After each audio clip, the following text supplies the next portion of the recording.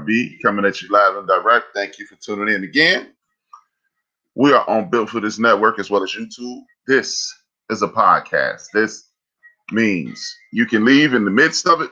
You can stay as long as you can, but you can always come back and pick up right where you left off at. And the reason I always tell you that is because people tell me, I missed the show. It's impossible. You can always come back to Spreaker.com, find Built for This Network, and check out all the shows on Spreaker.com. You can go to YouTube, Built for This Network, audio, and the End of the Bench podcast for visual. You can go to Apple Podcasts, Spotify, iHeartRadio, Google Podcasts, Castbox, Deezer, or whatever you get your podcast downloaded at. Thank you for tuning in. It's been real. It's been another excellent week. I start off all my shows by acknowledging my family, my ancestors to be specific.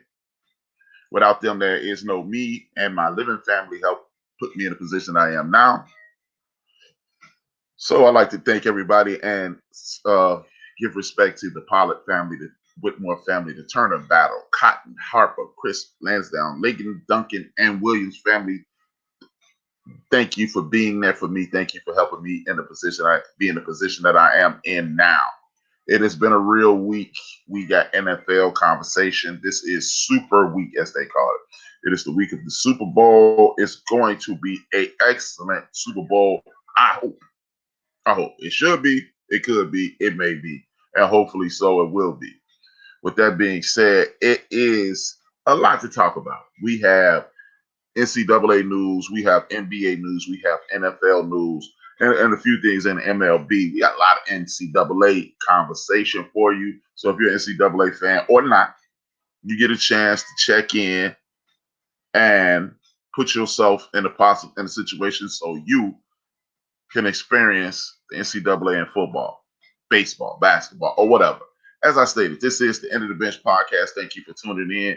It's been real. It's going to be real, and it continues to be real every week. Thank you for the support. Thank you.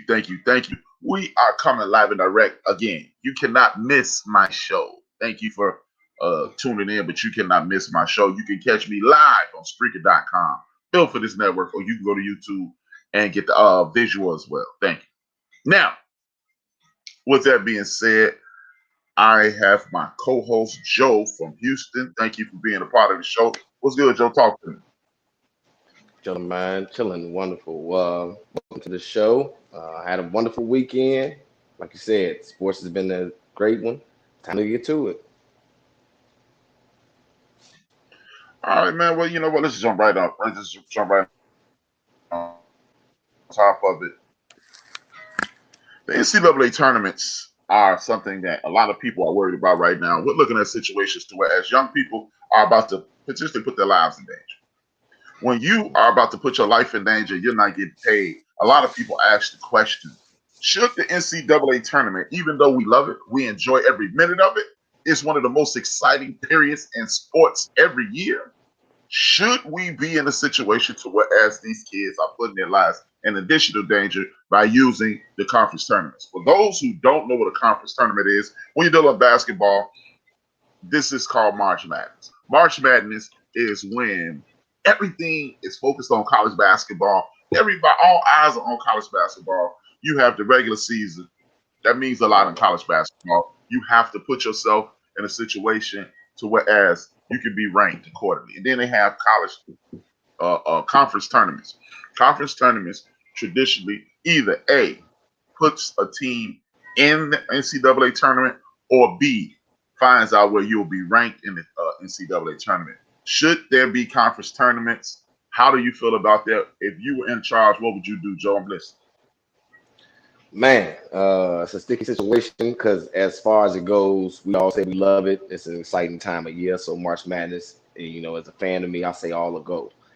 But if I'm the head of this and I'm needing to be responsible in regards to this, I got to shut that down. We all know that that the situation is real in regards to this. There's no reason to put these students or these athletes, these young people, in more danger. Like I said, as much as we love it, as much as we want to see it, they're not paying the kids. You know, it's easy to tell professional athletes go out there and possibly, catch COVID or whatever, because you do have the means or the money to try and get help. But now if you're not paying these kids in college, why are they putting the extra stress on themselves? So. Well, me personally, I see it totally different. I think the conference tournaments are a way. I mean, since we have online learning and things of that nature, I think conference tournaments would be an excellent way to conduct this thing. It would be reminiscent of the bubble in NCAA. Gotcha. NCAA bubble controlled opportunity for the virus to spread. We don't know where the virus comes from. We don't know how people are contracting it. We don't know anything because this is a brand new situation. This isn't even a year old, right? So when you're looking at something that's not even a year old, and the last time you had a basketball tournament, you put yourself in a situation to whereas everybody participating was in this one area, and the NCAA has the ability to do that. It's in the ACC. They usually have it at the Dean Dome. I'm sure the SEC they have it somewhere. The Big Ten they have it in Indianapolis. I don't know where they do it in the Pac-10. All these places. Yeah. You can centralize this, and with online learning, I think you can put yourself in a situation to whereas this can A, be extremely exciting again, and B, reduce the risk. The NCAA tournament, like the NBA situation, puts you in a instance whereas the kids may be more protected, and the people may be more protected. So when you have the kids and the people more protected, you put yourself in a wonderful situation. And we've seen this model work with the NBA. We've seen the bubble work. So with the NCAA, I think this is an opportune time to test things out and put things in perspective, reducing risk. Because look, you only have to clean one stadium. You have dozens and dozens of teams coming in and out. You have people going right back to their room. People can get back to their studies or watch the games or what have you. I think this may be the most successful way to do it, because if you're doing it that way, you're not going to have people. You could potentially not have people sick. And the goal is to reduce illness as much as possible. And this new normal, we're trying to obtain new normal. And what a way to start the new normal. It's no better way to start the new normal by putting these kids in a bubble. Again, academically, you won't struggle. Physically, you won't struggle potentially, and you're putting these kids in the best possible situation. I love it, but I mean, to each his own. That's how that's the beautiful thing about the world. Everyone has their own opinion. Everybody sees things the way they see it, and you move forward. But me personally, even if it was my kid, and that's the barometer I do use it by. If this is my kid, I really wouldn't worry. At this point of the year, I'm not worried about the virus, because hell, if you let your kid play up until this point, it's not really what you get to death anyway. So I would do it. A lot of people wouldn't, but I mean, again, this is the world we living in. The next thing I want to bring up is something that seeing how college basketball is one of the few sports that still your coach largely impacts what's going on. When you have the Dukes and the Carolinas and the Kentuckys who are struggling, should they be allowed to be in the NCAA tournament?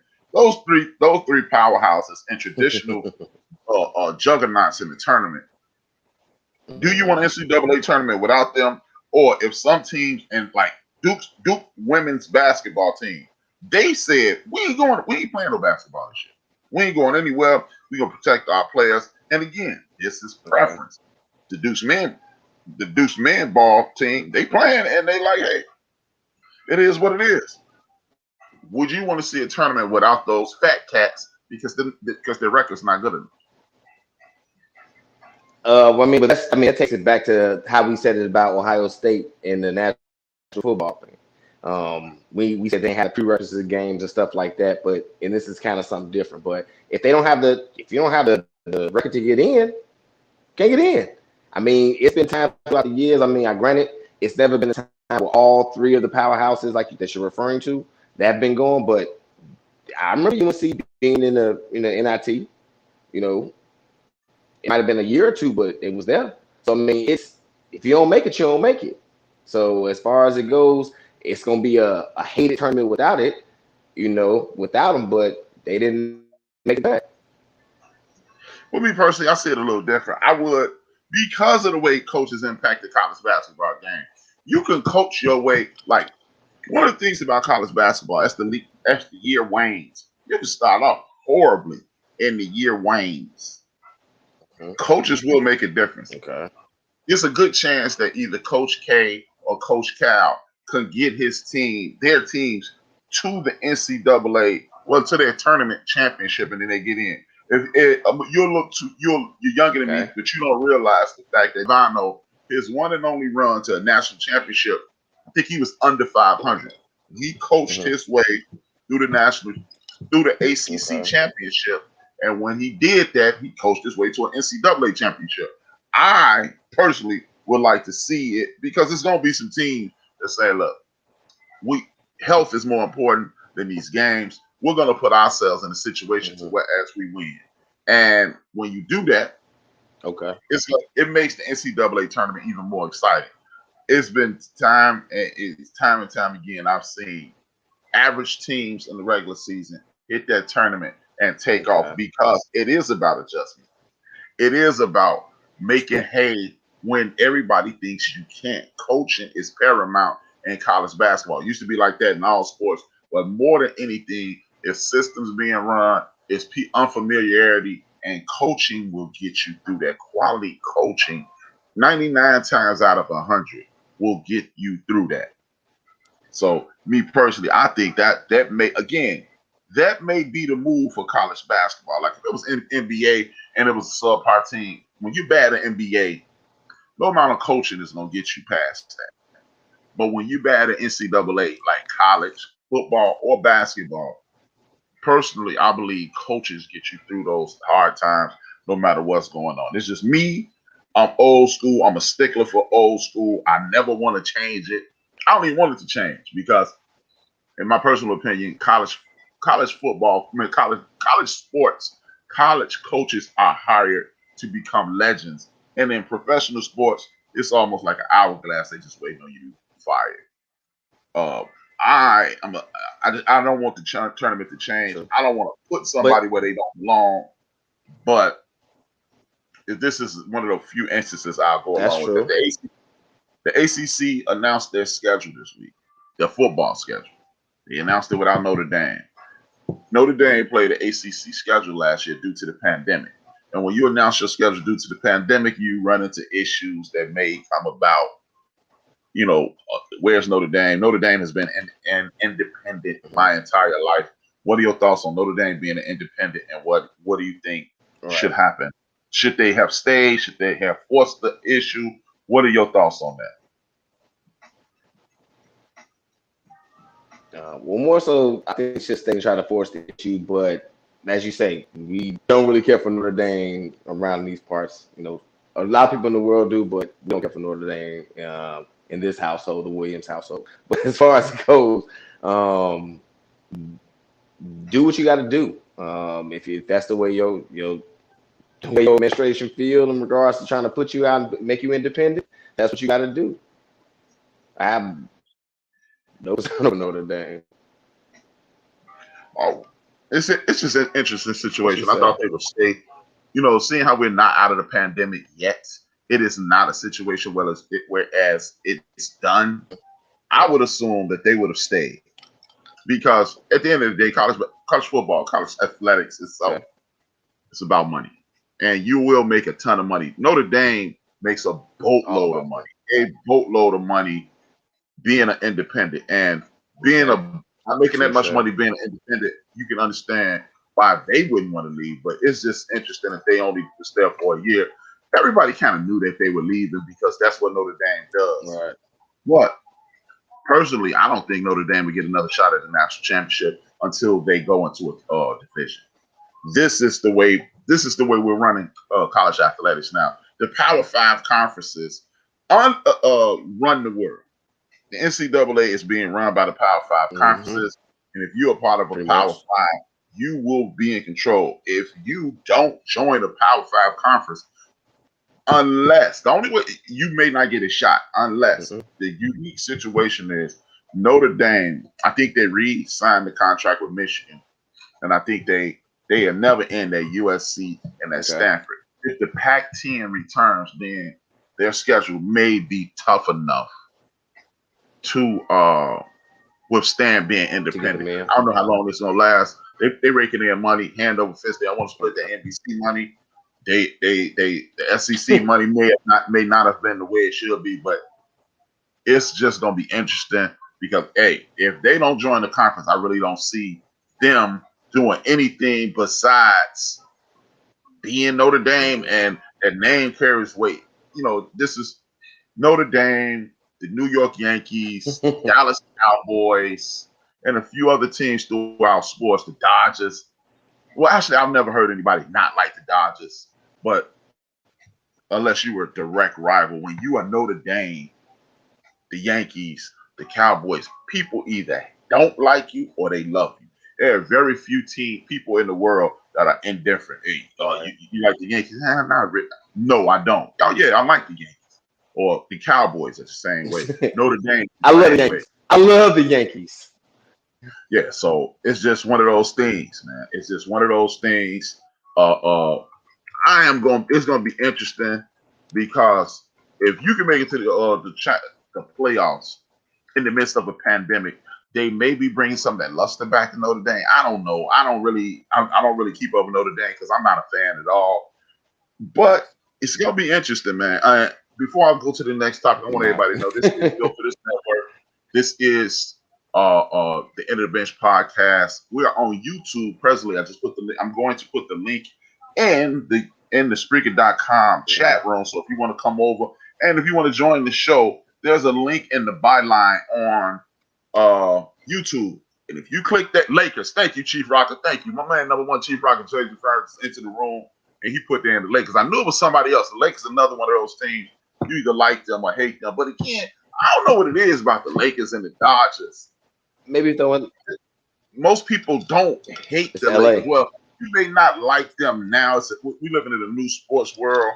But by and large, you don't see a lot. I've never heard a lot of people not like the Lakers. A lot of people don't like LeBron James, but the Lakers. But Chief Rocker is right. That's a different story. Teams, the Lakers. I'm gonna go with Chief Rocker. The Lakers, the Yankees, the Cowboys, Notre Dame. You hate them or you love them. You don't get a lot of people indifferent. The Cubs, because it's just what it is. What's that? I didn't hear what you said. I'll say the Cubs. Well, the Cubs. I don't know many people that don't like the Cubs outside like their natural rivals, the Cardinals, the White Sox, because the Cubs are on a super station, and a super station, TNT, TBS, WGN, and things of that nature. When you're in those rural areas, Wyoming, you're in North and South Dakota, you're in the middle of the map. You can see the Cubs. That's how the Cubs grew their fan base. That's why, they were known before this World Series. They were known as the lovable losers. I don't know anybody like White Sox fans. I'm a White Sox fan. We don't really rock with the Cubs unless they're going to win the thing for the city. Then you'll roll with the city. But I don't know a lot of people that don't like the Cubs. You in Chicago, it's the Civil War. And then once you leave state of Illinois, you a Cubs, White Sox, Bulls, and Bears fan, period. But I'm quite sure Chief Rocker can relate. Maybe that's what it is. They can relate as well, because I ain't no Angel fan until they playing in the World Series, and I'm not rooting for them, but I'm rooting for the city of Los Angeles, so that's what I'm doing. With that being said, again, man, if you want to join the show, you can read the timeline, the numbers in there, 773-797-2409, or you can click the link and come in live, man. Come in live, shoot your shot, say what you got to say, and then, we'll move forward. But with that being said, it's going to be interesting with Notre Dame. Notre Dame, I don't want to force anybody into what they don't want to do. Nah. But, it's going to be tough. It's going to be tough. It's going to be tough. Last thing in NCAA, you got the coach of the Northwestern Wildcat, Chicago's Big Ten team, Pat Fitzgerald, homegrown, homebred, everything Illinois. He played at Northwestern. He's from Illinois. He's from the Chicagoland metropolitan area. Uh, he signs a 10-year extension. Everybody and their uncle and their mother wants to come see them. Northwestern put together one of the best facilities in the United States of America over here on the lakefront in Chicago. If you ever get a chance, drive up there. It is awesome. It is super dope. But one thing I definitely want to do is commend the Northwestern Wildcats for locking them up for 10 years, man. That is awesome. He should be there for a while, and I really do believe that the only way he'll leave is to coach the Bears. What do you think about Pat Fitzgerald getting a 10-year extension, even after a horrible year? It's more so, granted, crazy year, but if it ain't broke, don't fix it. He's been, like you said, he's homegrown from Chicago land area, and hey, he's the man for the job that had a rough year. That's just like saying Bill Belichick been there for all these years. He had one bad rough year. You get rid of him? No, more so you know what's going on. Some things went hayward from the last year. It's a horrible year. Keep it rolling. Hey. Now, 10 years is a long time. I will say this, but get your money, man, and get that program back where it need to be. It goes into my theory. College coaches are hired to be legends. Professional coaches are hired to be fired. And that's just the name of that tune. If you are a professional coach, okay, it's only a matter of time before you, unless you Bill Belichick, unless you Bill, what's his name, or the coach, or the former coach of the Steelers, Tom Landry, he got forced out with ownership change. Otherwise, you there. You on borrowed time. The Pittsburgh Steelers, again, that's an anomaly. The Pittsburgh Steelers don't fire anyone. So when you are looking at a situation where the Pittsburgh Steelers don't fire anyone, I don't put Bill Cowher in that situation. The Pittsburgh Steelers hired Chuck Noll. That's the coach I was thinking of. The year before I was born. And since then, 52 years later, Pittsburgh Steelers have had Chuck Noll, Bill Cowher, and Mike Tomlin as their coaches. So that's a rare situation. You can't look at two in my lifetime. Right. It's only, you can only look at two. I don't know any other situation like that. The Cowboys were once like that with the man Tom Landry, but outside of the Cowboys and the Steelers, well, early Cowboys and the Steelers, until the Cowboys sold that team, they were.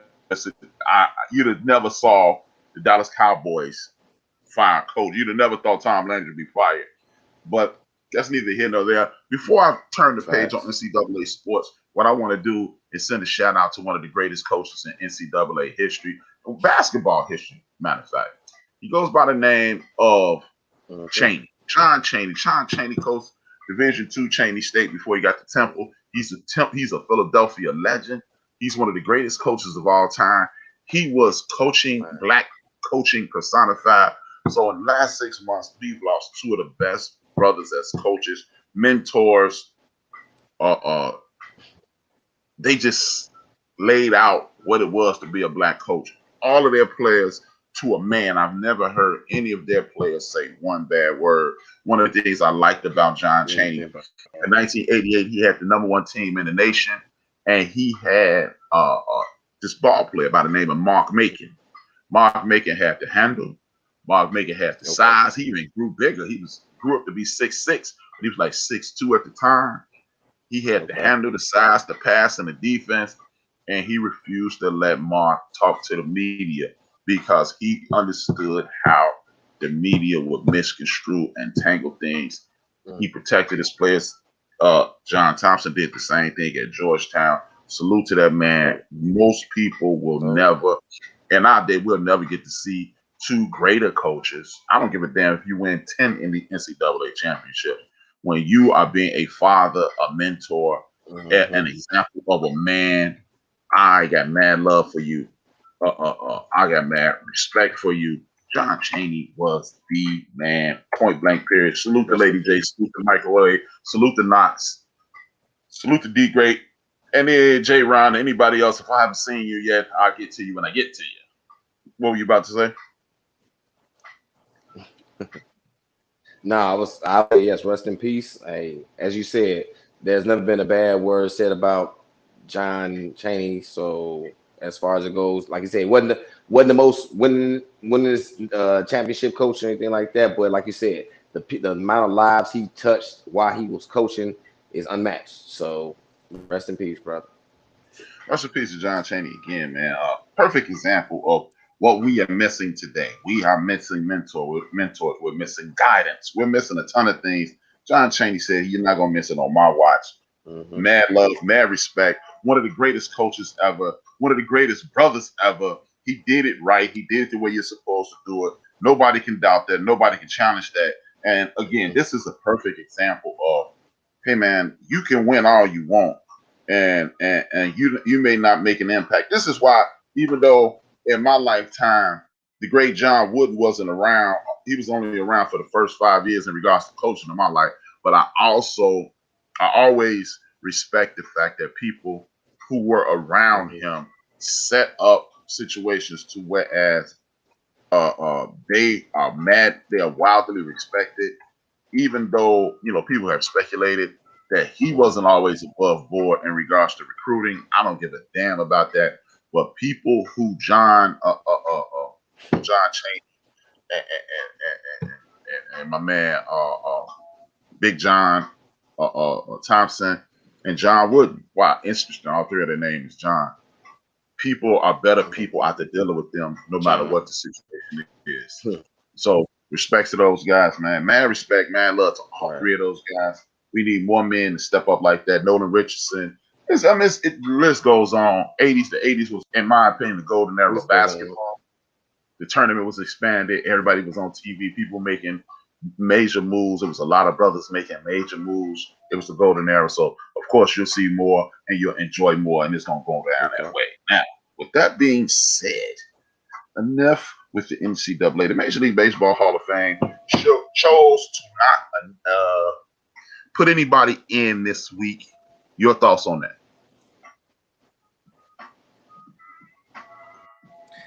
That was wild.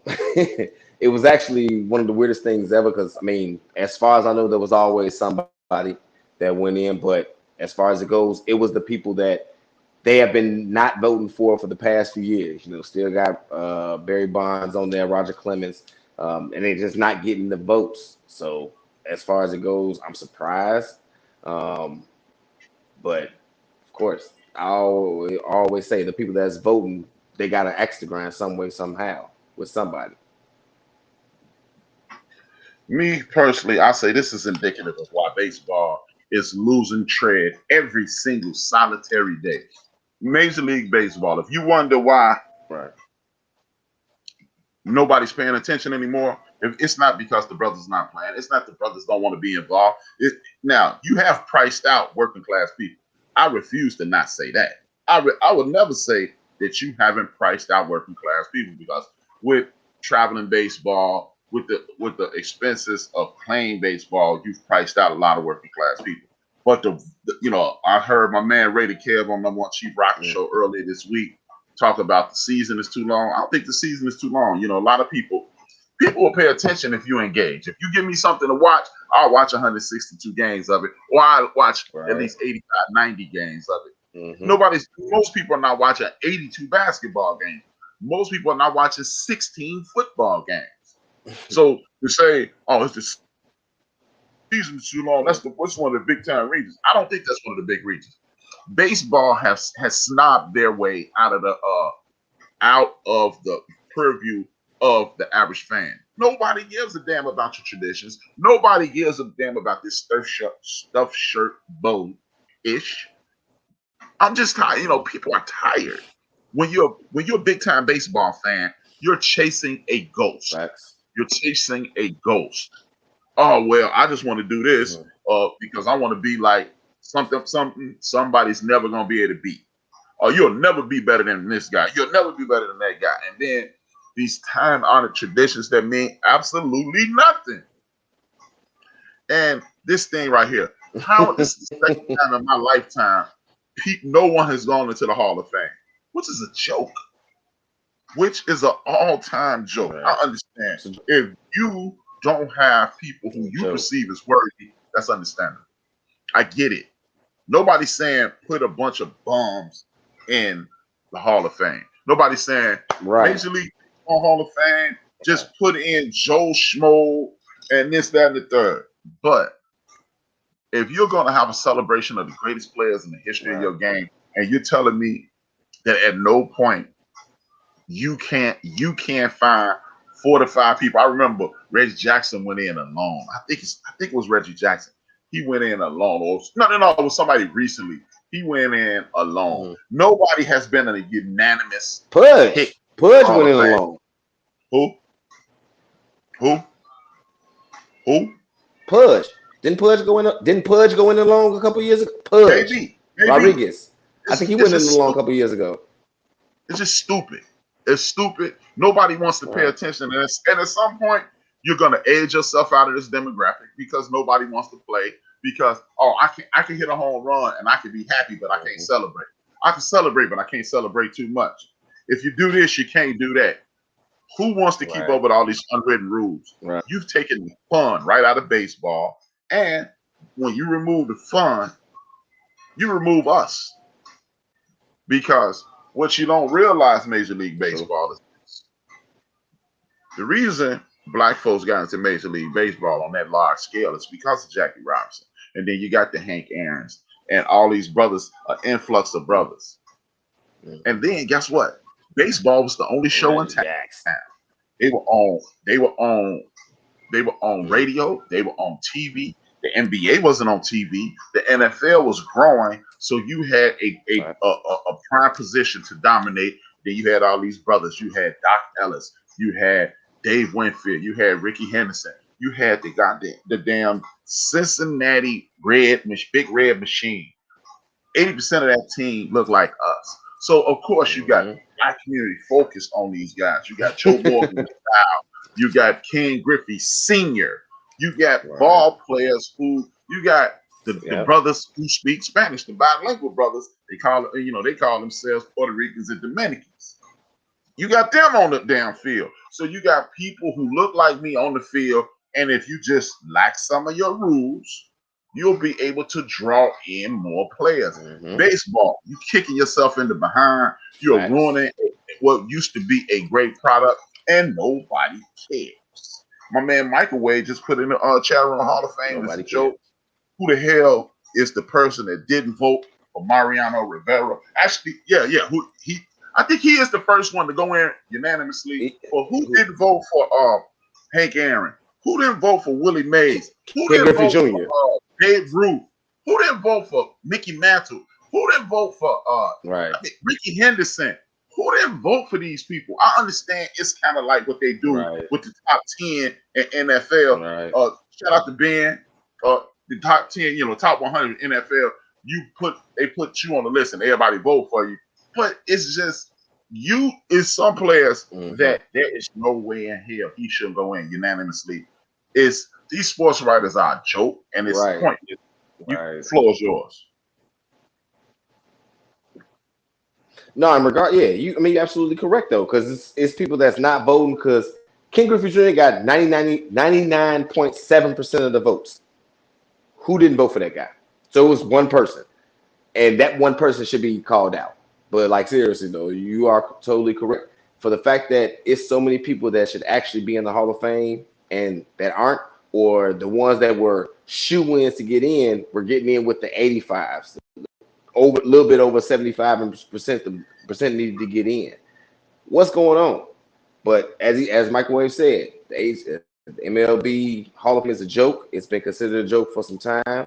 I mean, even the people in my generation are saying that the NBA, not NBA, the basketball Hall of Fame is a joke because everyone's getting in as well.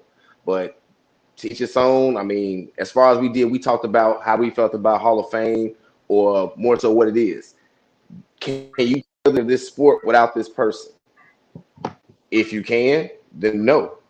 They don't need to be in. But if their name gonna come up in that story of the sport, yes, they deserve to be in there. That's kind of difficult. I think it needs to be a sharper barometer than that, because you can't talk about baseball in the 80s without talking about Len Dykstra. But Len Dykstra ain't Hall of Famer. You can't talk about a bunch of guys. I mean, that's tough. I just think impact on the game, man. I think I will always It's go tough. back to impact on the game because I don't know if Okay. that thing about we can't talk about the sport without talking about you.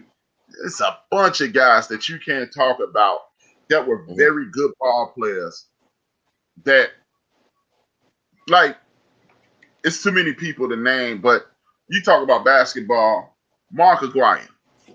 Mark Aguirre was Illinois Mr. Basketball. Okay. Mark Aguirre was the #1 basketball player in the United States of America at age 18. Mark Aguirre was NCAA Player of the Year. Mark Aguirre, when it was only 32 teams making the NCAA tournament, Mark Aguirre made the NCAA tournament all 3 years at DePaul. Mark Aguirre was the #1 player picked for an expansion franchise. Mark Aguirre was a dominant scorer, 3 or 4 time All-Star, 2-time NBA champion, and he's not in the Hall of Fame, but yet Bill Walton is. I understand Bill Walton had arguably one of the greatest. He had a top 5 college career, but Grant Hill is another one. Grant Hill was one of my favorite ball players ever, but there's no way in hell you can look at Grant Hill's career in its totality and Bill Walton's career in its totality and say Mark Aguirre shouldn't be in that conversation. The fact that Sidney Moncrief just got in, the fact that switching back over to baseball, the fact that Steve Garvey, one of the more dominant players in the 70s and the 80s, won World Series with the Los Angeles Dodgers and took the lowly Padres, was the leader. He was the face of the franchise along with a young Tony Gwynn, and took the Padres in 1984 to the World Series.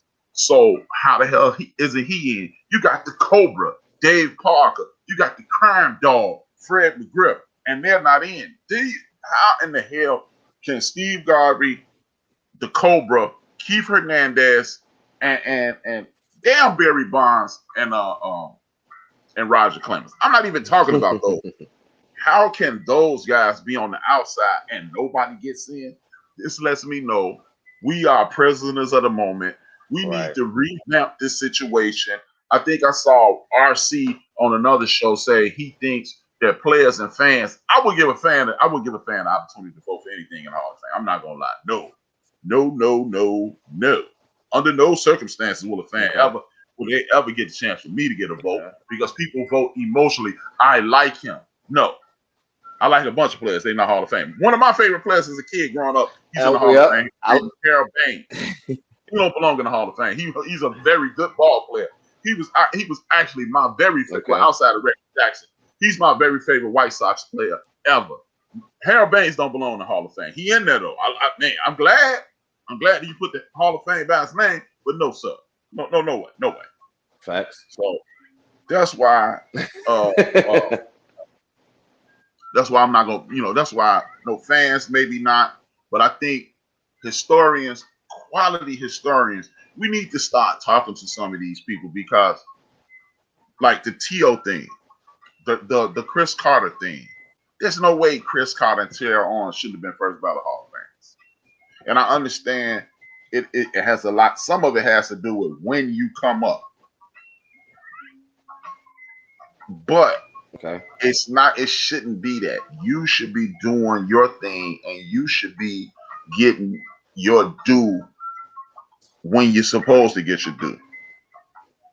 Oh no, Microwave. My man Microwave in the Spreaker chat room says Keith Hernandez isn't in. No, he's not. Him and Dave Parker are not in the Hall of Fame because they got mixed up in a drug situation.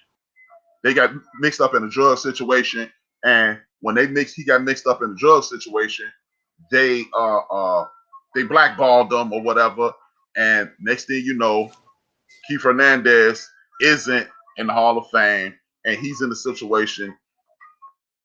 Him and the Cobra, it's a horrible situation, but it is what it is. I am not going to just lay down and see these dudes doing their thing, rocking real hard, and you don't get a chance to be in the Hall of Fame. What are your thoughts on that, man? Right.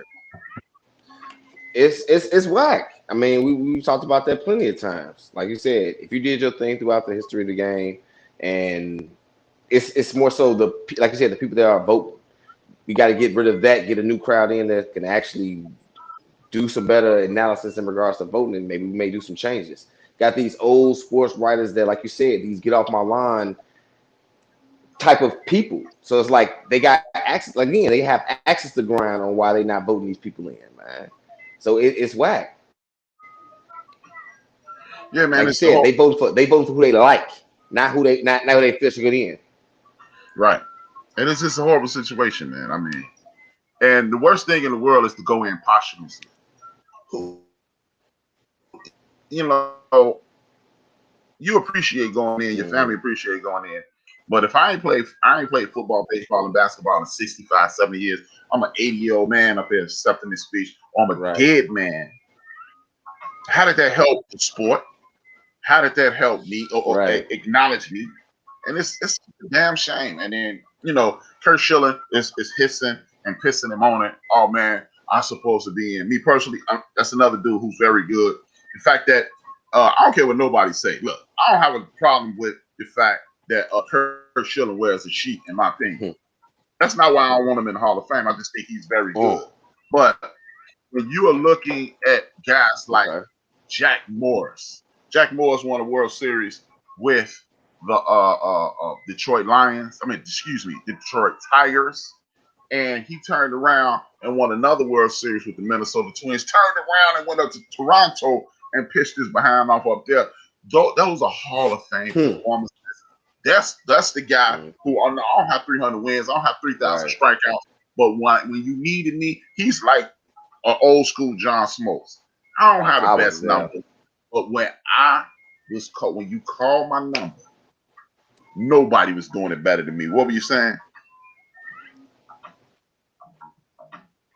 Nah, I mean, I'm agreeing with you. I mean, as you were saying, those the same. We said that name, the places that he went to win those World Series and things like that. I was agreeing with you. Like, yeah, he did pitch his butt off in every situation that he was in. I mean, like you said, it ain't about, and that's where the analysis on the game, and like you said, that whole human intuition. It's like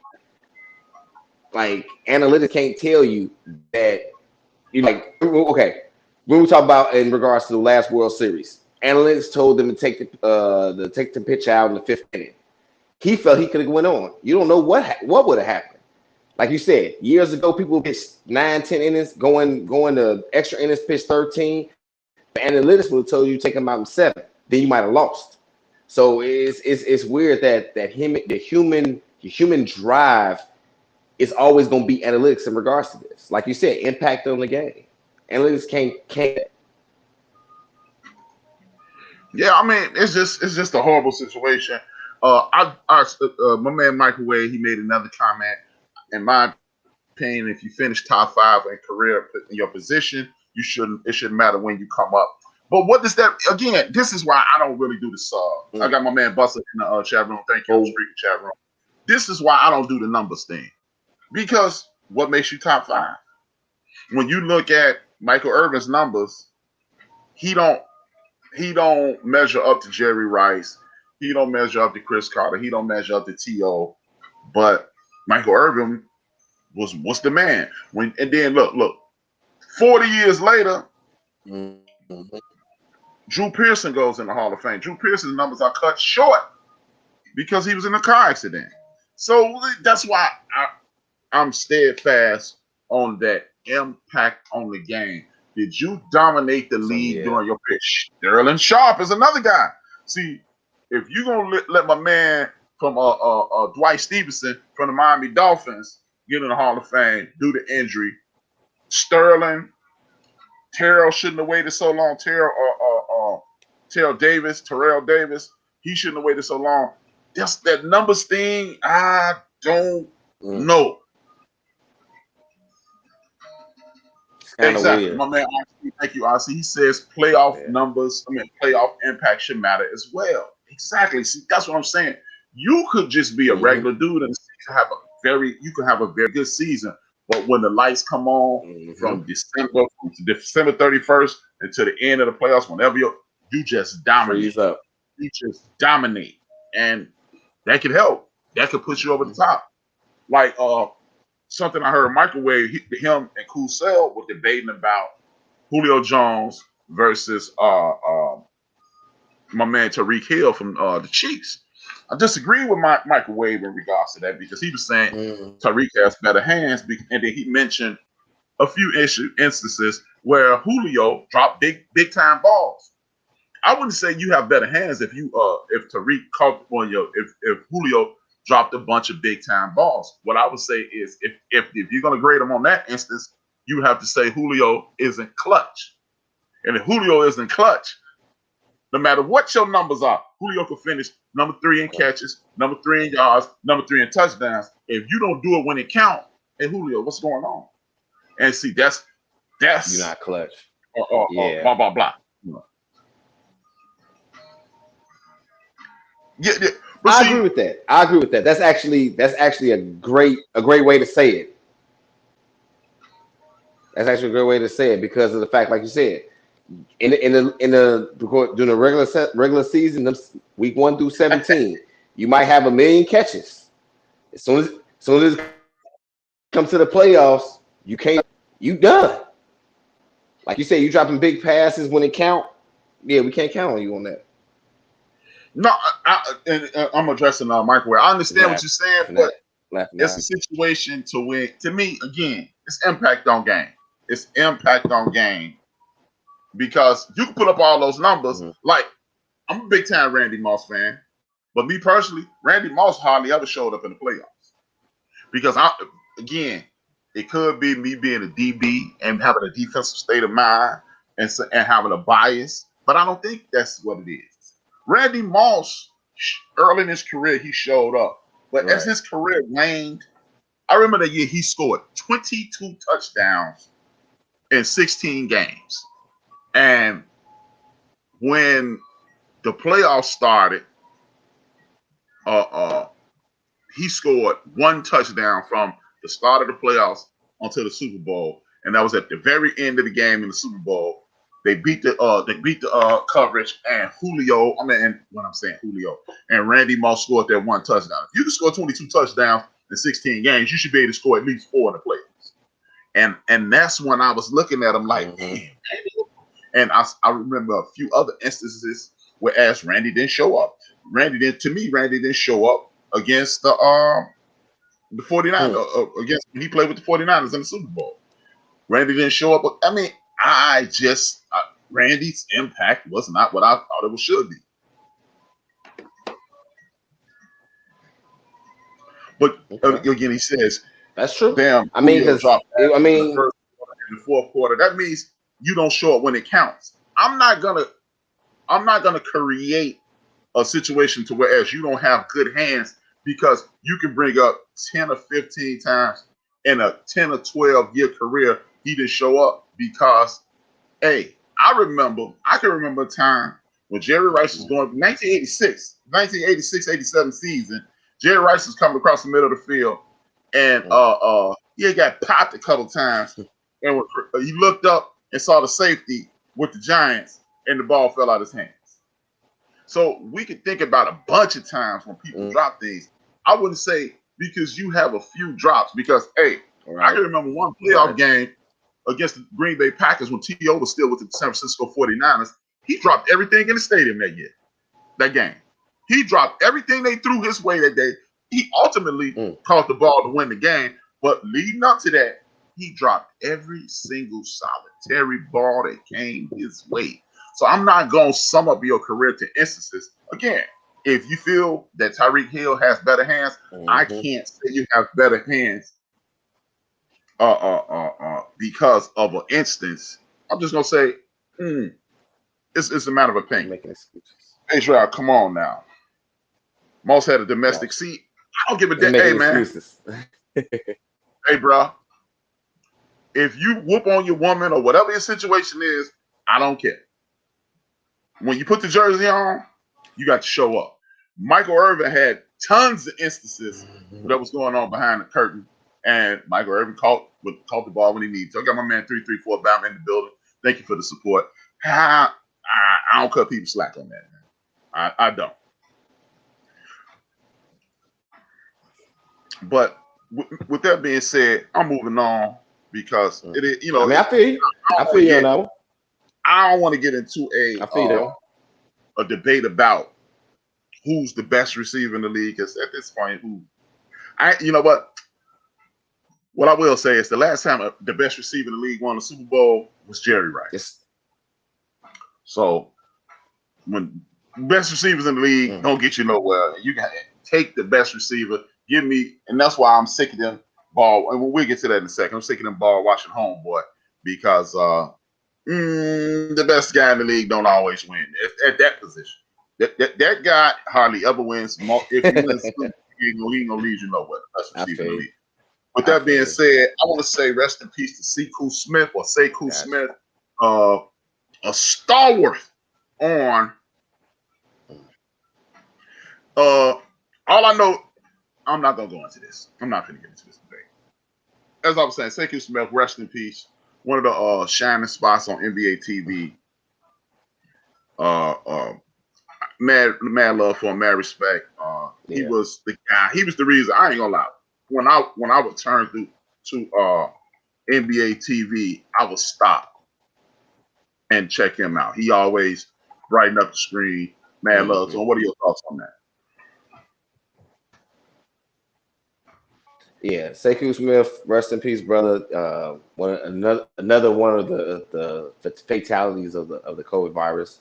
But as you said, he was part of the TNT family, NBA TV family. So he was around basketball family. Of course, basketball is my favorite sport, so I definitely watched him as much as when he was on. Like you said, WNBA day. I mean, he was just a cool guy.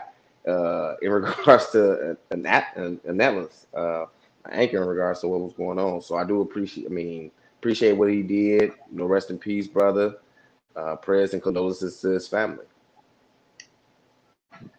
Indeed. I'm going to address RC. Well, from the games I saw, Randy Moss didn't do a goddamn thing. The night that against the Giants, he didn't do a damn thing. The whole playoff run with the Patriots, he didn't do a damn thing. And I saw him not do a lot in a bunch of instances. So I don't remember him showing up big time in the playoffs. And if you can remember that, hey, God bless you. I didn't see it a lot.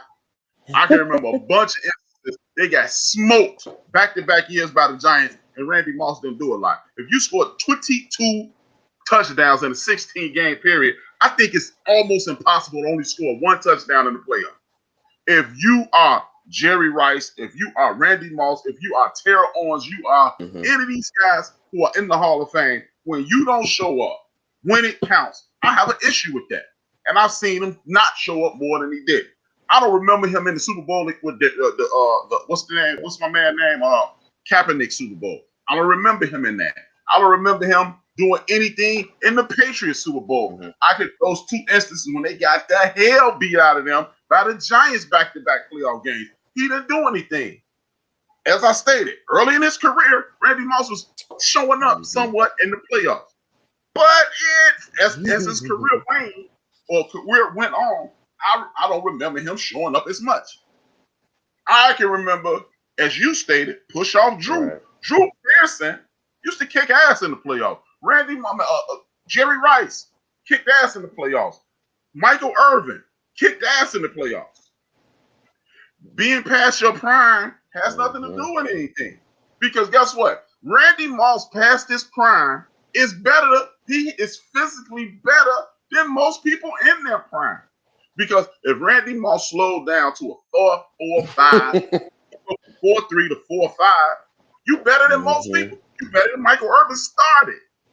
By that point in your career, you should be running precise routes. You should be able to get yourself open. I remember James Lofton at the end of his career kicking ass with the Buffalo Bills. I don't rank anybody anywhere. It's not a love affair with me. It's not. It's not a love affair with me. I'm just going by what I see. I don't make these lists because I like football. This is like when we talk about rap. Who you top 5 MCs? I don't have one because I like this guy on Monday. I like this guy on Tuesday. I like this guy on Wednesday, Thursday, Friday, so forth and so on. I like Randy Moss, but depends on what I'm not giving nobody no pass because hey man, when you got older, you fell off. I saw James Lofton at the very end of his career kick ass in the playoffs. At the very end of his career. We should see me and you, we should see Charlie Joyner kick ass in the career.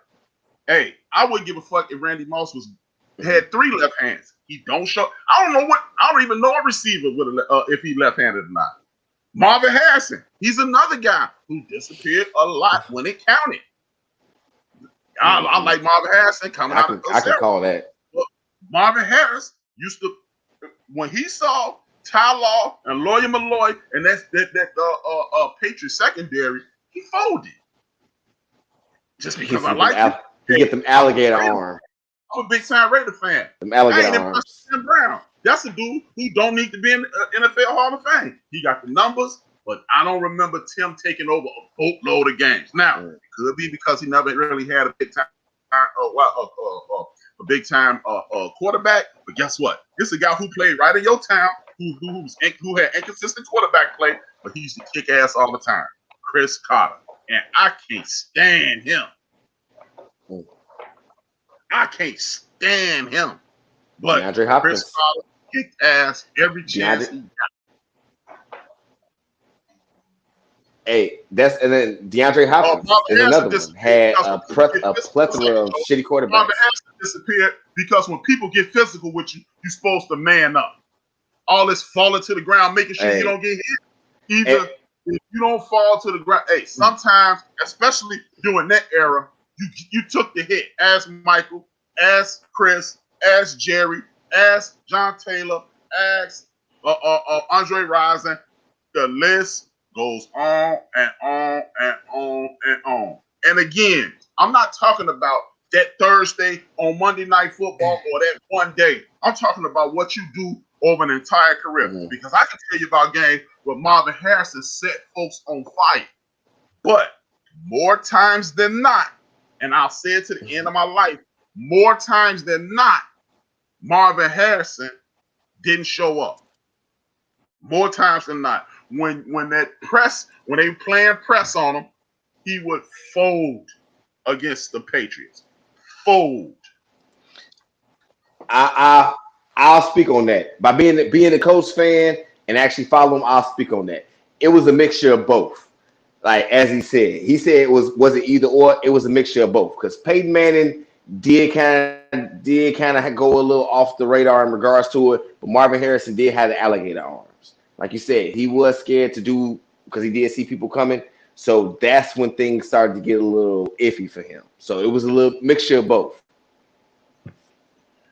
I mean, I'm not impressed with Peyton Manning, even though, Peyton Manning, he falls right in line with that Karl Malone, Brett Favre, Peyton Manning, and there's a couple other of them out there. When you look at their resume, there's no way in hell you can say, this is one of the greatest ball players ever. You can't say, you'd be outside of your mind to say on paper that Peyton Manning. But when you watch those dudes fold repeatedly, you have to question it. Then when you start, some of the greatest of all time. No. Peyton Manning, I don't have a whole lot of respect. When I look at the quarterbacks that I really like, I look at Warren, I look at John, I look at Marino, it's gonna be a few names before I get to Peyton. I look at Brady. It's gonna be a few names before I get to Peyton because he used to fold. People be trying to sell people on this Ben Roethlisberger, on this Eli Manning, and on this Phillip Rivers thing. You're not selling me on that because they don't show up when it counts. I'm waiting on Ben Roethlisberger to have a good Super Bowl. Just a good one. Not a great one. I want him to have a good one. I want him to have a good Super Bowl. I want Phillip Rivers to have a good playoff run. Eli Manning is better than both of them in regards to showing up when it counts. Guess what? When the playoffs started, Eli was a bad motherfucker. Yeah. Eli, he'll trick a game in a minute. Eli was definitely a bad motherfucker. He get in. He's getting in. Now, but people don't want nobody. He's retarded. He's retarded. He's Peyton's little brother. Eli Manning put him in the playoffs against the 49ers. He showed up. Then you go down the road to Green Bay when it's freezing cold and watch Brett Favre hit wide open linebacker. Eli walked the Giants down the field. and then he beat the GOAT. Y'all can do it today. Everybody tell me the greatest of all time. He looked him in his eye and he punched him in his face twice. That sounds like good coaching. But if you, okay, so are you? My man Microwave said that sounds like good coaching. If you giving me Harrison didn't show up again, but guess what? I'm talking about in the biggest game of the year, Harrison didn't show up several years in a row. Several years, as a matter of fact, against the Bears in the Super Bowl. Against the Bears in the Super Bowl, did anybody say Marvin Harrison's name? Or was that the kid from Miami? Reggie Wayne kicking ass. That was after. It was Reggie Wayne. Oh, okay. I thought it was Marvin. That was Marvin Harrison making all the big plays. Marvin Harrison was gone already. He was done. He was done right before that because him and Reggie Wayne only played a couple years together. By the time No, Marvin Harrison has a Super Bowl title. Marvin Harrison played in that game against the Bears. Exactly. The fact that you don't even know he was there says it all. When you watch Dallas Cowboys playoff highlights, I thought that was around. I thought that was around the shooting. Huh? Yeah, Marvin Harrison has a Super Bowl. I know. I definitely remember Reggie Wayne doing this thing. Maybe that's why I remember him being there. I do not remember him being there. He wasn't a part of it at all. It was definitely Reggie Wayne doing this thing. Joseph Badai. Marvin Harrison was there. That's all I'm saying. I mean, we go back and forth. He drew coverage. Oh, thank you. I'm glad you used that diddly ass excuse because Jerry Rice drew coverage, Michael Irvin drew coverage, James Lofton drew coverage. Everybody who claims to be Monk drew coverage. Everybody who claims to be big time draws coverage. Somehow, some way, the playmaker makes plays. When you watch Dallas Cowboys 90s Super Bowl highlights, you'll see the maker making plays. Big game Torrey Holt, Isaac Bruce. As a matter of fact, one of the last plays in the last Super Bowl the Rams won, you see big game Torrey Holt kicking that, and you go to the other side and you see Isaac Bruce breaking free after Kurt got smashed by the freak. So why is it that these other guys show up and these guys don't? Plexico is scoring touchdown. Santonio is scoring touchdown, but everybody else getting double covered. I love that excuse. The all-time most. Oh man, it's because he was drawing double coverage. But that's why That's why when you sitting in your in the wide receiver room with your arms folded, that's why they pay you the big check. Because you get the most money because we need you to show up and show out. And if you don't, why are you getting the big money? Tim Duncan get the big money. Michael Jordan get the big money. Joe Montana, Tom Brady get the big money. Warren Moon get the big money. Hey, the people who get the big money, Troy Aikman completion percentage, and he got a Super Bowl MVP because when the playoffs, he rises to the occasion. Excuse me, you act like the Bears defense. What the hell does the Bears defense have to do with what we're talking about? The Bears defense has exactly 10 billion nothing to do with what we're talking about. It is because the Patriots used to kick on Reggie Wayne ass. Yeah. Moving on. The Sixers GM said the championship a bust. What are your thoughts on that? As far as it goes, yes. I mean, we've been trusting the process for so long now. It's like, damn, when is this process gonna get going? As far as it goes, the Sixers got off fast to the races. Got the new coach in regards to Doc, and as far as it goes, this looks like this is what it's supposed to be, quote unquote. Joel Embiid and Ben Simmons are finally starting to gel. As it looks like they're starting to win games. As far as it goes, yeah, we've been it's a museum. As far as it goes, that need to be we need to figure it out now or start figuring out another way. So yes, Me personally, I 76ers think is Daryl Morey. on championship or bust mode. I think that's insane. Anytime you hire a brand new coach and say, in a situation to whereas everybody was out of control, I'm supposed to come here to calm it down. We don't have all the prerequisite positions in place. This is why Daryl Morey is no longer general manager in Houston, and this is why he don't deserve any more damn jobs in the National Basketball Association, because to say championship or bust is a situation to whereas all the pieces in play. Now we got the coach. Let's go. The best defense has absolute anything to do with this. Marvin Harrison. So how was Reggie Wayne able to show up? How about this? The New York Football Giants 1986-87 defense actually outrated.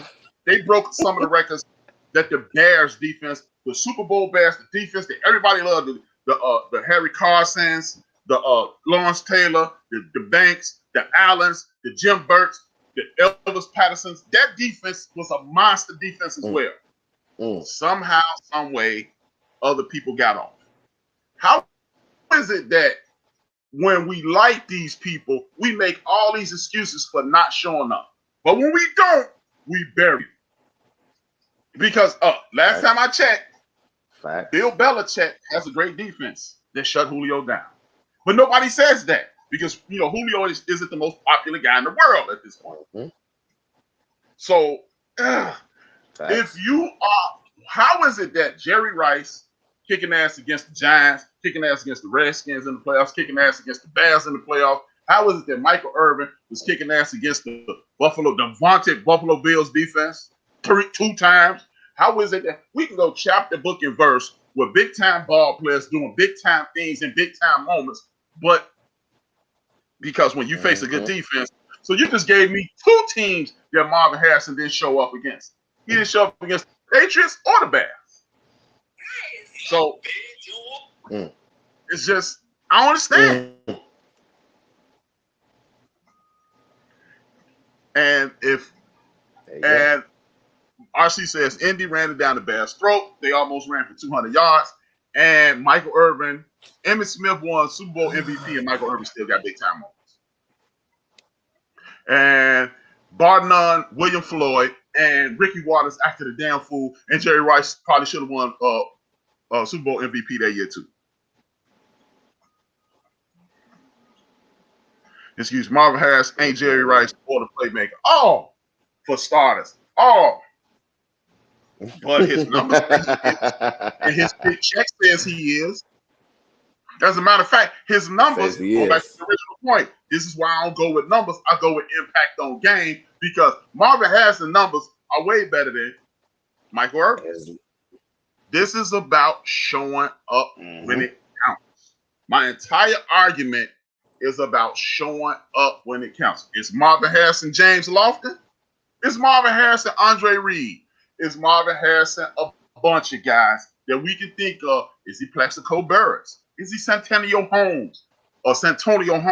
Is he, I can go chapter, book, and verse about these dudes. Is he Andre Rison, who scored two touchdowns in the Super Bowl before? Another dude who showed up when it counts on a regular basis. Is he him? Is he, you know what? Is he Rod Smith of the Denver Broncos who kicked ass in the playoffs on a regular basis? Hell, is he Ed McCaffrey? No, he ain't none of them, huh? But again, man, I'm not saying that I am a Marvin Harrison fan. I'm a Marvin Harrison fan, but I'm just not going to say, hey, man, just because you Marvin Harrison, you are big time and you clutch. It's everybody go by these numbers. When I watch the games, I don't see these guys showing up. And they ain't showing up, ain't getting no props from me. Back to Daryl Morey. Again, man, that's why his ass need to be at the crib. Because who's the shooters on the Sixers? These dudes can't stay healthy. Okay. Joel Embiid hasn't played a healthy season yet. So if he's not playing healthy seasons, how can it be a championship or bust? We want to win the championship. Every team with a quality ball team want to win the championship every single solitary year. And if they don't, Alonzo Ball, Mm-hmm. Moving on. Alonzo Ball. Is it over for him, or what do you think about Alonzo Ball?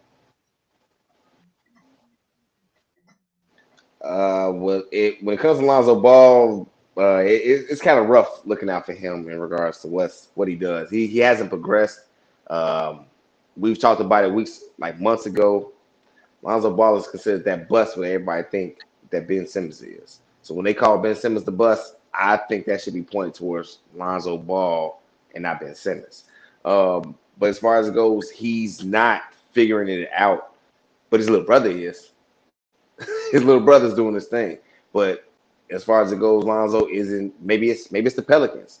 Maybe he's not fitting there. Maybe as far as it goes, he has a complexion to move on to another team, and they might give him another chance. So we'll see what happens. But as far as it goes, it's not working with the Pelicans fan. We'll address this thing with microwave, then we're gonna solidly move on. What does it mean about Alshon Jeffries? That means Alshon Jeffries is a solid ball player that shows up when he counts, just like Mario Manningham, just like a million other wide receivers. It is what it is. But nobody's saying that Alshon Jeffries is one of the best ball players in the league. If you show up when you need it to be, good job, man. Way to go. But last time I checked, ain't nobody, not even Alshon Jeffrey, is telling people that nobody is telling him that. Nobody in the history of basketball is telling Alshon Jeffries, you are the best basketball player and you're the best football player on any team in the history since you've been in the league. To address the Alonzo Ball situation, the Alonzo Ball situation is this. The Alonzo Ball is a perfect example of guys need to stay the hell in school. Am I going to tell you to pass up on $15, $20 million? Only a damn fool. Only a damn fool would tell you to pass up on $15 to $20 million.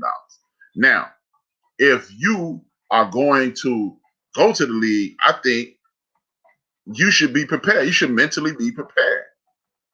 He is not showing up when it counts. He is not doing what he's supposed to do. And I think it's partially because he was given everything. He went to the University UCLA and they handed over the team to him. He did well, but he's reached only adversity he's faced in his life, in my personal opinion, is the fact that he's no longer the starter and he's no longer the darling of the league.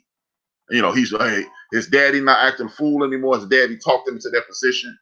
It goes back to my point, as I've said time and time again, we are looking at a situation to whereas these guys are not being taught how to play basketball. And when you don't know how to play basketball, what happens is you run into a bunch of basketball players and they kick your ass.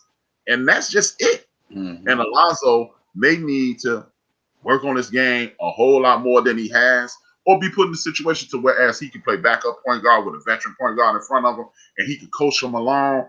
Because I would say this, and then I turned it over. I'm a firm believer, and when you are a basketball player at that level, losing is your best friend. When you run up, like I would use one of my favorite ball players of all time, Rod Strickland and David Rivers. Rod Strickland at the University of DePaul, and David Rivers was the point guard at Notre Dame.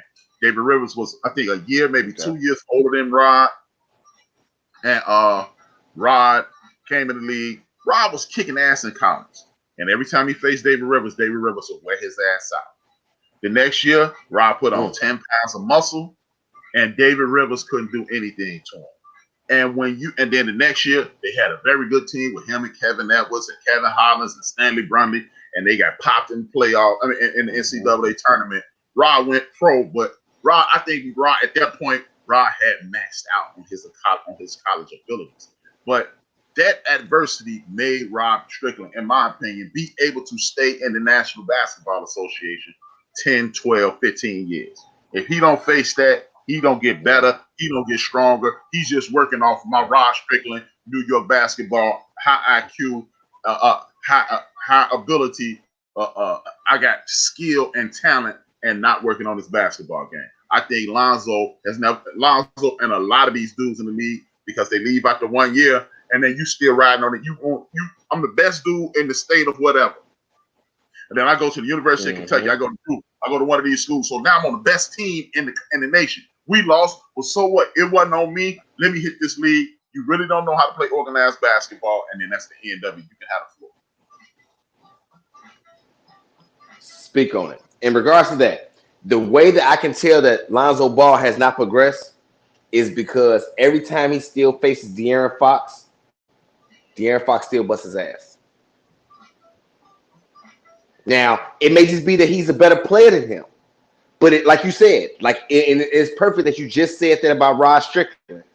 More so saying the first time he came up against that man, he got the best of me. I put on more pounds. I went to the gym just a little bit more. The next time around, I held my own. De'Aaron Fox and Lonzo Ball just played the other night. I think De'Aaron Fox gave him 40. Now, again, that may just be that De'Aaron Fox is just that much more superior to him. But it's also progressed that Lonzo Ball has not did what he was supposed to do to be able to take that next step. Dude been busting your ass in Kentucky. It goes, you haven't progressed. You haven't gotten better in regards to your skill because either it should be either you putting up 40, so I'm putting up 42, or it's I'm shutting you down at this point. But it's neither. But so that's why I feel that way. I feel about Lonzo Ball. I feel you on that, but Fox and Zoe play a different type of game. Fox is at your throat. Zoe is more laid back. He would probably be.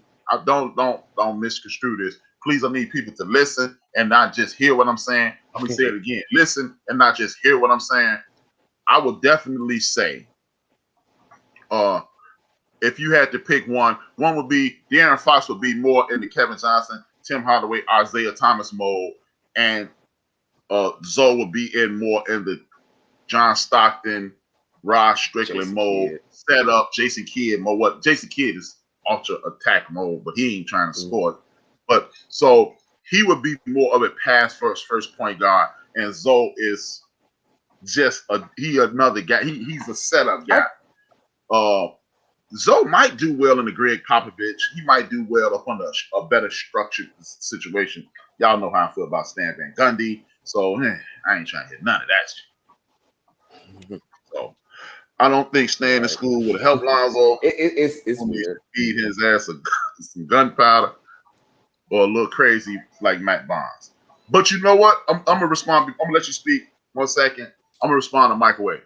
But I do believe Microwave school helps you with that because when you go up against Microwave, the hottest dude coming in to the NCAA next year. Microwave, he's smoking people. He's showing up. He's doing his thing. He's on one of the top teams in the nation. But this junior, HRap, this junior, you run up on me, and I use all this experience to make you feel like trash. Everything that's worked on everybody else in the nation, this junior named HRap, who one of the top players in his class, is shutting Microwave down. No matter how mild-mannered Microwave is, no matter how reserved he is, you don't become one of the better ball players in the United States of America at the age of 18 by not having pride in what you do. I think that pride kicks in when you on the best team and you get your behind handed to you, you step up. That's just me. Other people may see it different, but I see it that way, Makes Microwave. Sense. It makes you get better. Losing is Michael Jordan is one of the most driven athletes in the history of the game. Michael Jordan, people don't remember, Michael Jordan ended his career the same way Jay Williams from ESPN ended his. At the free throw line against the same team, against Indiana. Watch this, Microwave. I don't know if you're even aware of this. A dude by the name of Dan, RC remembers this. A dude by the name of Dan Dockich neutralized great Michael Jordan.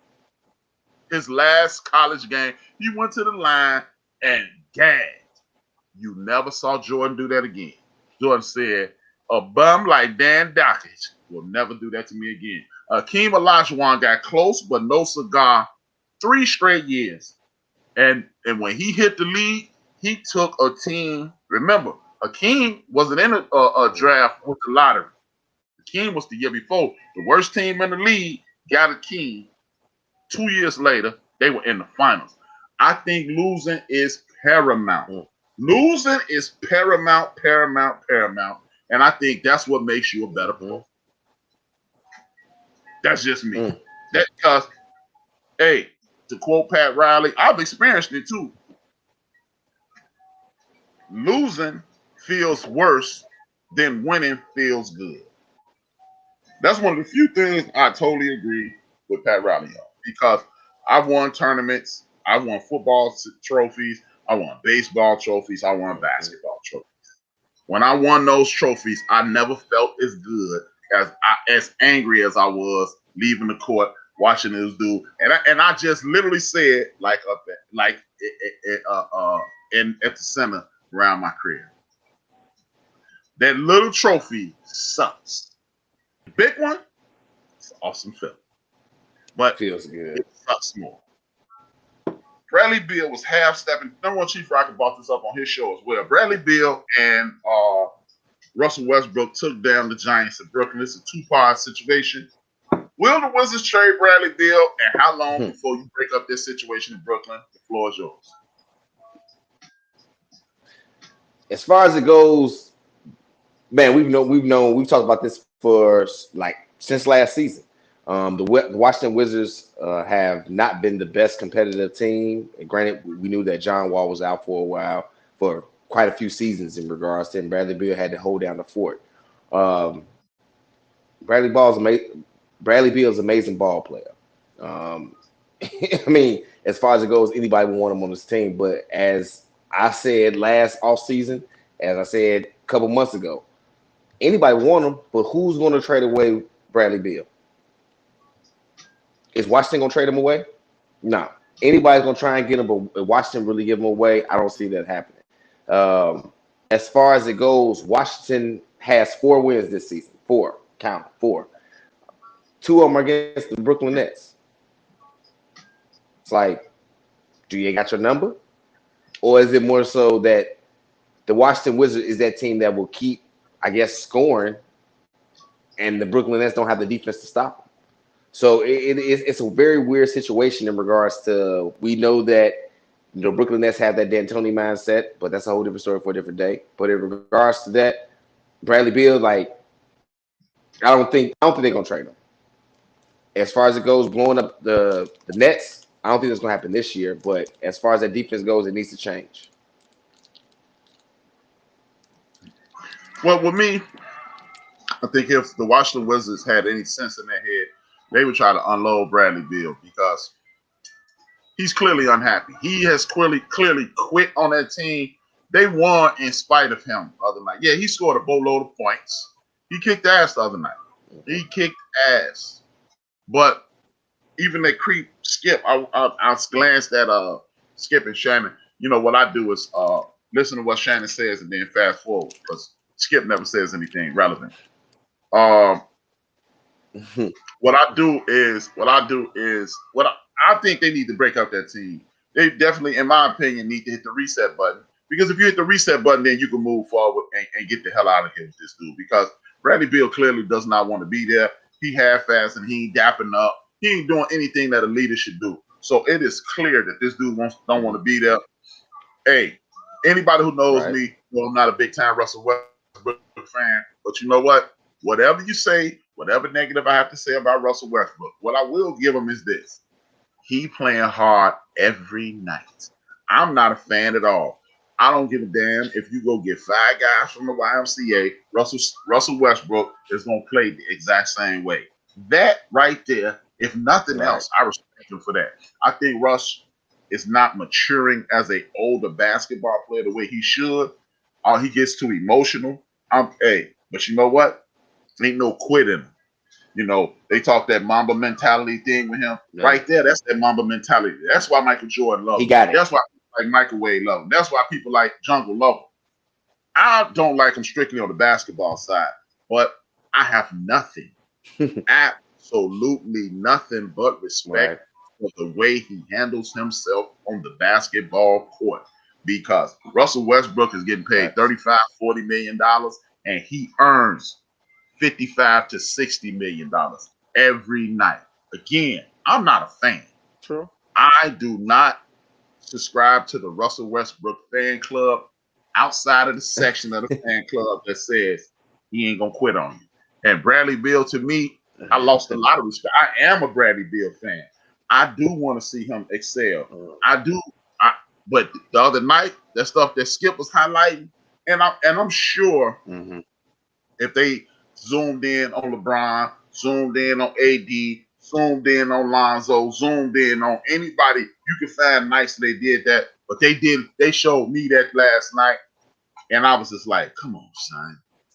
It kind of disappointed me. In regards to the Nets, I don't think that thing is going to work at all. It's to one week, your man Kyrie is telling everybody, hey, man, I'm sick of the media. They need to leave me alone. They need to be fair. Well, then the next night, you bringing the dirty laundry from the Brooklyn Nets locker room and sitting it in front of the world. So whatever they make it at, it's your fault. And then I don't know why the media creating situations because you talking. If I didn't like a group of people, or if I didn't like anyone, I wouldn't participate. I'm not going to demonstrate with you if I don't like you. Not at all. And the fact that Kyrie is still doing that lets me know, leads me to believe he's more the problem than the solution. James Harden is wearing a whole 12-year-old on his back. He got a whole 6th grader around his body. And he walked in the door and him and KD looked together like Shaq and Kobe. This dude is the disruptor. I don't want to hear about how good his handle is. I don't want to hear about how intelligent he is. I don't want to hear about none of his charitable endeavors. What I am doing is this. I'm looking at a dude who is always some turmoil around. If it's always turmoil around you, then you might be the problem. You're the problem. You might be the problem. Man, before you respond, RC says, I'm definitely not a member of the Kyrie fan club. Thank you, RC. Thank you, because, people love that dude, and I don't. And he was the problem in Cleveland. He was the problem in Boston. It seems like he's on his way to being the problem in Brooklyn. And that would be, to me, Kyrie Irving. This is how I would see Kyrie Irving. The way RC, and Microwave were just popping at each other. And then I just go, I hate the chat room. Okay. I ain't got to read the chat. And he got to answer basketball questions. Right. And when he gets tired of answering the basketball questions, he can leave. He don't have to offer up any additional information. And he's always offering up information. Me personally, I would be seeing if I could get Brad Beal up to Brooklyn and send him down there with Russ. Russ might pop him, man. Russ might put the hands on homeboy. But if it was me, I would be trying to see if real quick. I ain't lying. I would see if I get rid of it. I don't think. Hey, this is about 95% joke, but you know what? It's about 55% joke. It ain't 95. It's 55% joke. I think if LeBron James proves to be the only dude who wins the championship with Kyrie, that make him the GOAT. Period. Because winning the championship with this clown is next to impossible. Period. With that being said, the National Football League, it is prom week. It is the most celebrated week in all of sports. It is Super Bowl week. Ta-da. And you rarely get information about ancillary teams and ancillary activity. Rogers says, has Aaron Rodgers played his last game in Green Bay?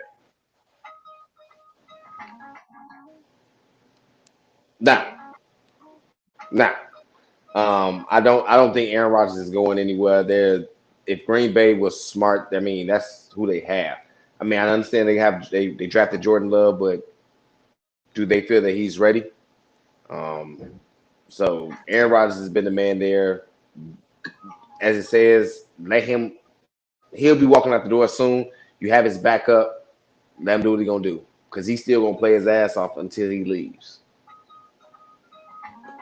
Me personally, I get him the hell out of there. Aaron Rodgers is not a cancer, I don't think. But Aaron Rodgers is unhappy. And this is the same reason you tell Deshaun Watson, all right, man, get your hat. We got your coat. Homeboy driver. Not that you don't want to get, not that this is not a generation of talent. Not that this is not one of the greatest quarterbacks of all time. Not that this is not a dude who's the stalwart of the league. But everything in Green Bay says, I don't like the coach. Aaron Rodgers knows how to play the game that Kyrie Irving sucks at, the media game. Aaron Rodgers knows how to say, facts. He leaves enough breadcrumbs to show people, I don't want to be here. He knows better than to say, I don't want to be here, because Green Bay is winning. You're the reason they're winning, and you're the reason they're losing. Therefore, if you're the reason they're winning and losing, what you need to do is this. You need to do everything within your power to make things uncomfortable for this coach, and he's doing that. You're not winning. That's the most important thing. I think it's time to send Aaron Rodgers to another team in the National Football League. You ain't gonna get a king's ransom because of his age, but you can get a boatload of money for him and put yourself in a situation to where you can move in. Okay. Man, RC says I can't stand Green Bay, but they don't treat Rodgers like they treated him and they cuddled Brett Favre. You know what? I totally agree with RC, and that's another reason to get rid of him.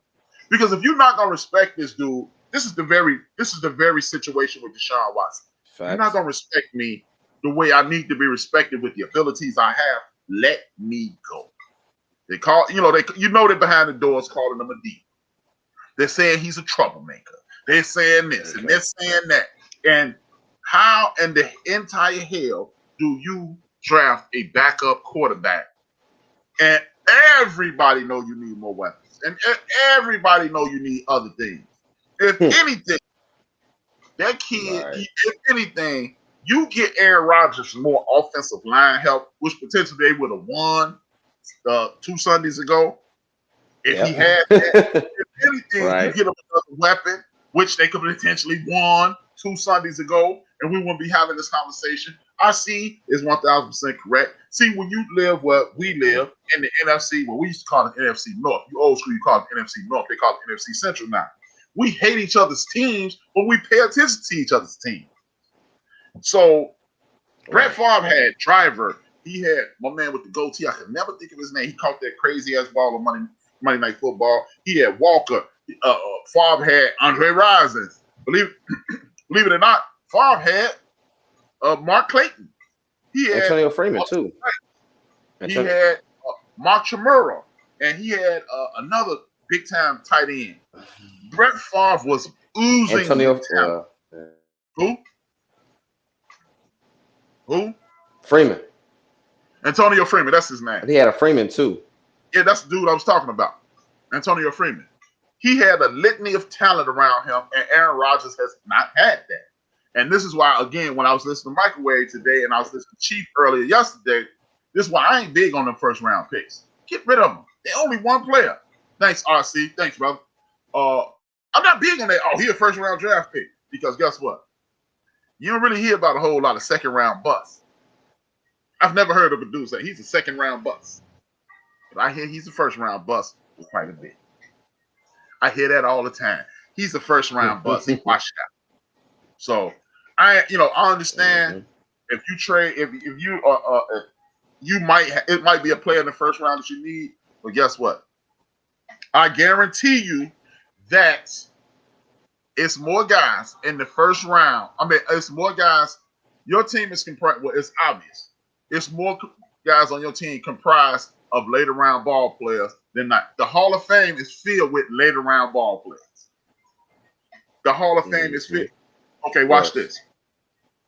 The greatest defensive player of all time, arguably Deacon Jones, later round ball player. Charles Haley, my man used to play Andre DeMarcus Ware, later round ball player. It's all that first round hype means nothing. Taylor Owens, late round ball player. Big Illinois said Green Bay Green Bay issue is is with the team with black and blue division win only. the black and blue division. Yeah. Shout out to Big Illinois. Hope you feel better, brother. And that's true. But I don't have a problem with that. You built a team to win the black and blue division, then secure your offensive line like the Raiders, like the Rams, like the Cowboys, like the Giants and the Mets are doing, like every other team that's trying to be in that state of mind. Pittsburgh Steelers, the Cleveland Browns, and then run the hell out the ball. Run the hell out the ball, but y'all don't even do that. Facts. Remember early in the season, Aaron Rodgers was saying, "Hey man, we got a running game." Remember that? And then he ended up throwing 40 touchdowns. Mm-hmm. I'm not in the locker room, Aaron Rodgers. I don't know if he's a clown or not, but I know one thing: people who run the Green Bay Packers front office, they seem to be clowns. So me personally, I would get rid of him, move on to Justin Love, and I like Justin Love, but is he ready? And if he's not ready, that's your fault too. Wheeler. Touché. Why is it this white boy who beat the hell out this black woman getting pressed? White facing media, talk to me. I'm listening. And again, before you answer, Joe, before you answer, I want to let everybody know if you go to the YouTube page, you want to be a part of the show, click the link, and your face will appear right before me and Joe. This is Built for This Network. This is the End of the Bench podcast. Holla at your boy, Joe. Man, this is one of the weirdest situations ever because I know why it's not getting the media hype that it should.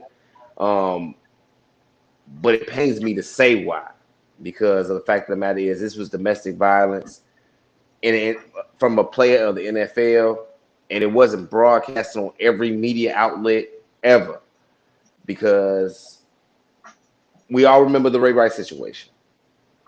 As far as it goes, before the video came out, his name was still shown everywhere. Ray Rice this, Ray Rice this, Ray Rice this. But then once the video came out, then it was all over with for him. You couldn't sell a Ray Rice anything, you know. So as far as it goes for this guy Wheeler to have beat that young lady. I'm just gonna say it clear, to beat that young lady and to get released, and then that's all you hear about it. If it wasn't for us talking about it, who else will speak about it? So it disgusts me. It disgusts me, truthfully.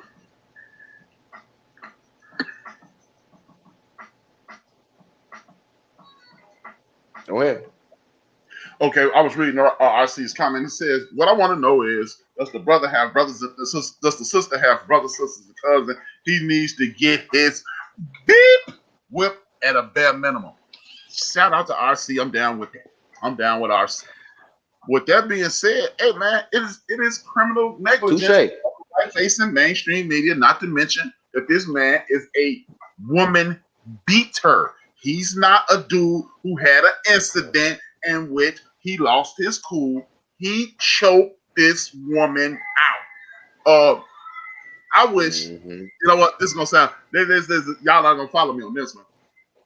I wish this girl named Stephanie I used to hang out with was listening to my show right now. You know why? Because Stephanie used to always call herself a feminist because she's standing up for the feminist movement, and I used to throw it in her face. Now you black. Hey Stephanie, what are feminist groups that acting the fool with the NFL? You know, like the people that acting the fool with the NFL with the dogs, right, with our brother Michael Vick. Remember that? Right. We couldn't. I don't even watch ESPN no more. But guess what? I have literally set my recordings for ESPN, and I haven't seen much talk about this dude. And then people trying to act like because he's a backup player, he's a second tier player, nobody's talking about it. And if me and RC wish come true, and my man get the fox put on him, somebody in her family will go to jail for touching up my sister, my aunt, my cousin. So shame on anybody who was covering it. Shame on everybody but Brandon Marshall, because Brandon Marshall kicked him in his face. and Shannon Sharp. All the rest of them dudes, they gave that. Even my man Lewis Riddick, they ain't had Lewis on TV because they know Lewis is speaker. My man RC, and they ain't had my man Big DeMarcus talk about it either. It's a damn shame, man. This second week in a row, we talked about it, and it's been 7 whole days on the Tony Braxton side of the game that we ain't heard nothing from mainstream white-facing media. But we're about saving the women, right? 7 whole days. Guess what? Right. This is the same thing that happened when that kicker with the Giants beat up his girlfriend, and they had to house her in another room. I was gonna bring that up. Speak on. I was gonna respond. I won't say that. I don't know. I was actually gonna say that because this is the second time where somebody without my complexion was able to beat up on a woman and still have a good name. Plain and simple. And guess what? It's been twice that I can. This has nothing to do with sports. This has nothing to do with sports. But our favorite show better do an episode on this. Law and Order because when Chris Brown got in trouble, it was an episode on Law and Order. When Ray Rice got in trouble, it was an episode on. They actually combined Ray Rice and OJ on one. They actually played that a couple days. Yeah, I saw it. So I need to see one other day. Backup quarterback do this because this, and this is why I keep telling people, HRap, man, you always go racial. HRap, you got to cool out, man. White people ain't gonna listen. If you watching on YouTube, look at my face. I don't give a damn. Right. Because if beating up a white woman is messed up, beating up a sister's messed up too. And I ain't trying to hear it. They can't because it will show that they handled this, how he handled the arresting officer. I forgot about that. Big Illinois. Shout out to you, brother. Thank you for the joy and love, microwave. Much love. Yeah. Because this man beating up on police officers. Oh, Donald Trump and the MAGA and the Republican Party and the Proud Boys, the Law and Order people. Where y'all at when you got a football player beating the hell out of cops? Oh, but that only counts when you look like me. That only counts when you look like me. So if you're going to turn off my show because I keep throwing up your inconsistencies in your face, as I say at the end of every show, 2 fingers, 1 word, you out. Because I ain't got time for it. But yeah, man. And this is why I look at folks crazy when they are, you know what, you'll probably get more white people if you did. There's 44 million black people in this country. If I can get 1/2 or 1% of them to listen, I'll be more successful than I ever wanted to be. Now, if the Latino brothers and the Asian brothers and the white brothers, they want to listen, that's cool. You're welcome. You click the link that's in the YouTube thing too and check me out. But no, man, this is some BS. And it's a sad commentary. Well, my man, it's Howard Bryant. Where you at, bro? This is our time. I ain't trying to say we capitalize on this system to get smoked, but this is our time to shine. This is our time to shine because if you do it that way, show us some fake equity. That's all I'm saying. Equality. I say equity. Equality. Show some fake equality. I ain't trying to hit none of that, man. But that's how it goes. And I'm not even angry. It's just I'm gonna keep it pushing. Due to this being Super Bowl week, I got my man Kirby Alexander in the building, in the place to be. What's good, brother? You know that's Juice, right? You know that's Juice, right? Yeah, Kirby. Oh, okay. Yep. Matthew Stafford. It's Super Bowl week. There will be no announcements. Okay. About anything football-wise. Super Bowl week. But the cat was let out the bag that Matthew Stafford at the end of this, when the Super Bowl whistle go off, that Sports Center that night, they're going to talk about how it's official that the trade went through. NFL does not let that. We're going to talk about Super Bowl this week. We ain't talking about nothing else. Jason Goff is traded for Matthew Stafford. What are your thoughts on that? It was weird. As far as it goes, we knew Matthew Stafford his time in Detroit was done. It's been a lot of injury plague last few seasons in regards to it. We know we've always called him Stat Pafford because he was always going to put them stats up as many yards as possible. But just like we've talked about, put up some stats all throughout the regular season, but He has no playoff wins to show for it. Team didn't make it to the playoffs that many times, but when he got there, he folded like a lawn chair. As far as it goes with golf, the Rams were ready to move on. Granted, he got them to a Super Bowl. Granted, it wasn't all on him, but the offense ran the ball as much as possible, and he made timely throws, so he was able to get them to the Super Bowl. But as far as it goes, they can't see the going forward with him.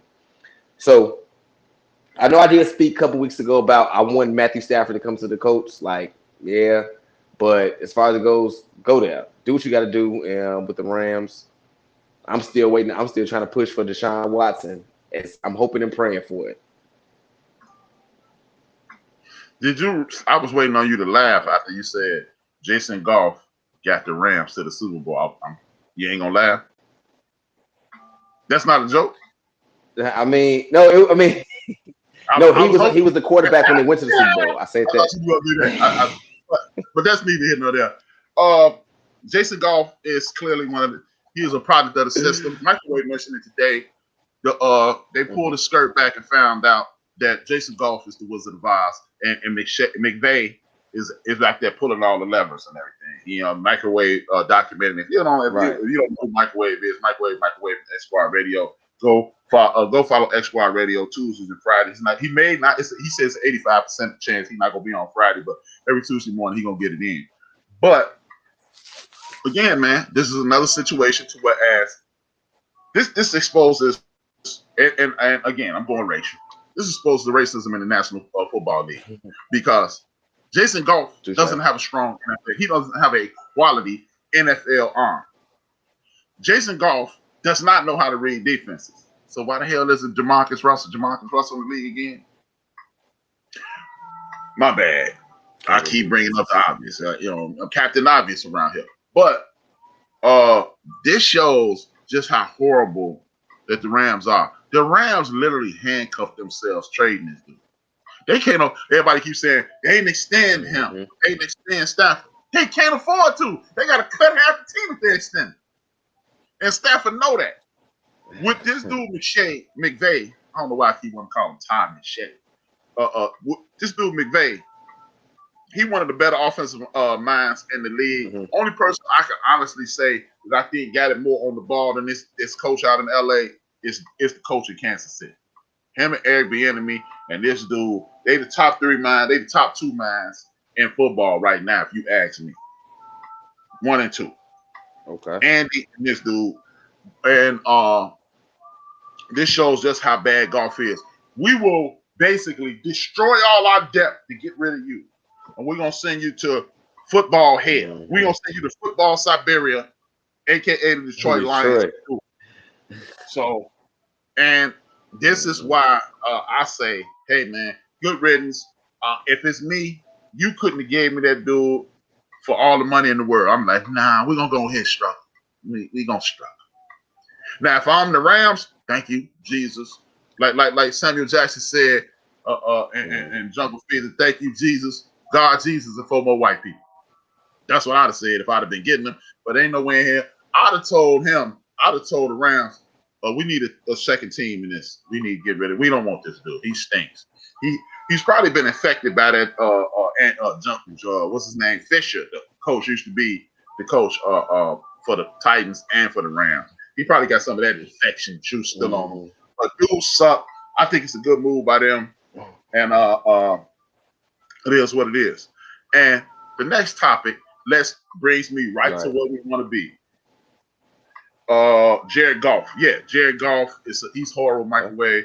The Raiders are trying to get Watson, thank God Jesus, and 4 more white people again, looking for another team to trade Derek Carr. San Francisco wants Kirk Cousins.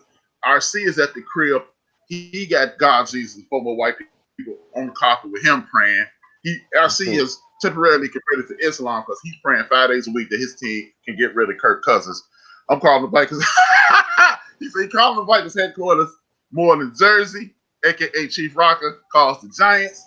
Let them know that to put the stamp on his forehead and ship him out of Minnesota. Hey, I want him to go too because, again, the Vikings. Right. The Vikings is another one of those teams, to me, when the Cowboys, the Giants, the Bears, the Vikings, the Packers, the 49ers, and maybe the racial slurs, when they are good, the NFL is good, if you ask me.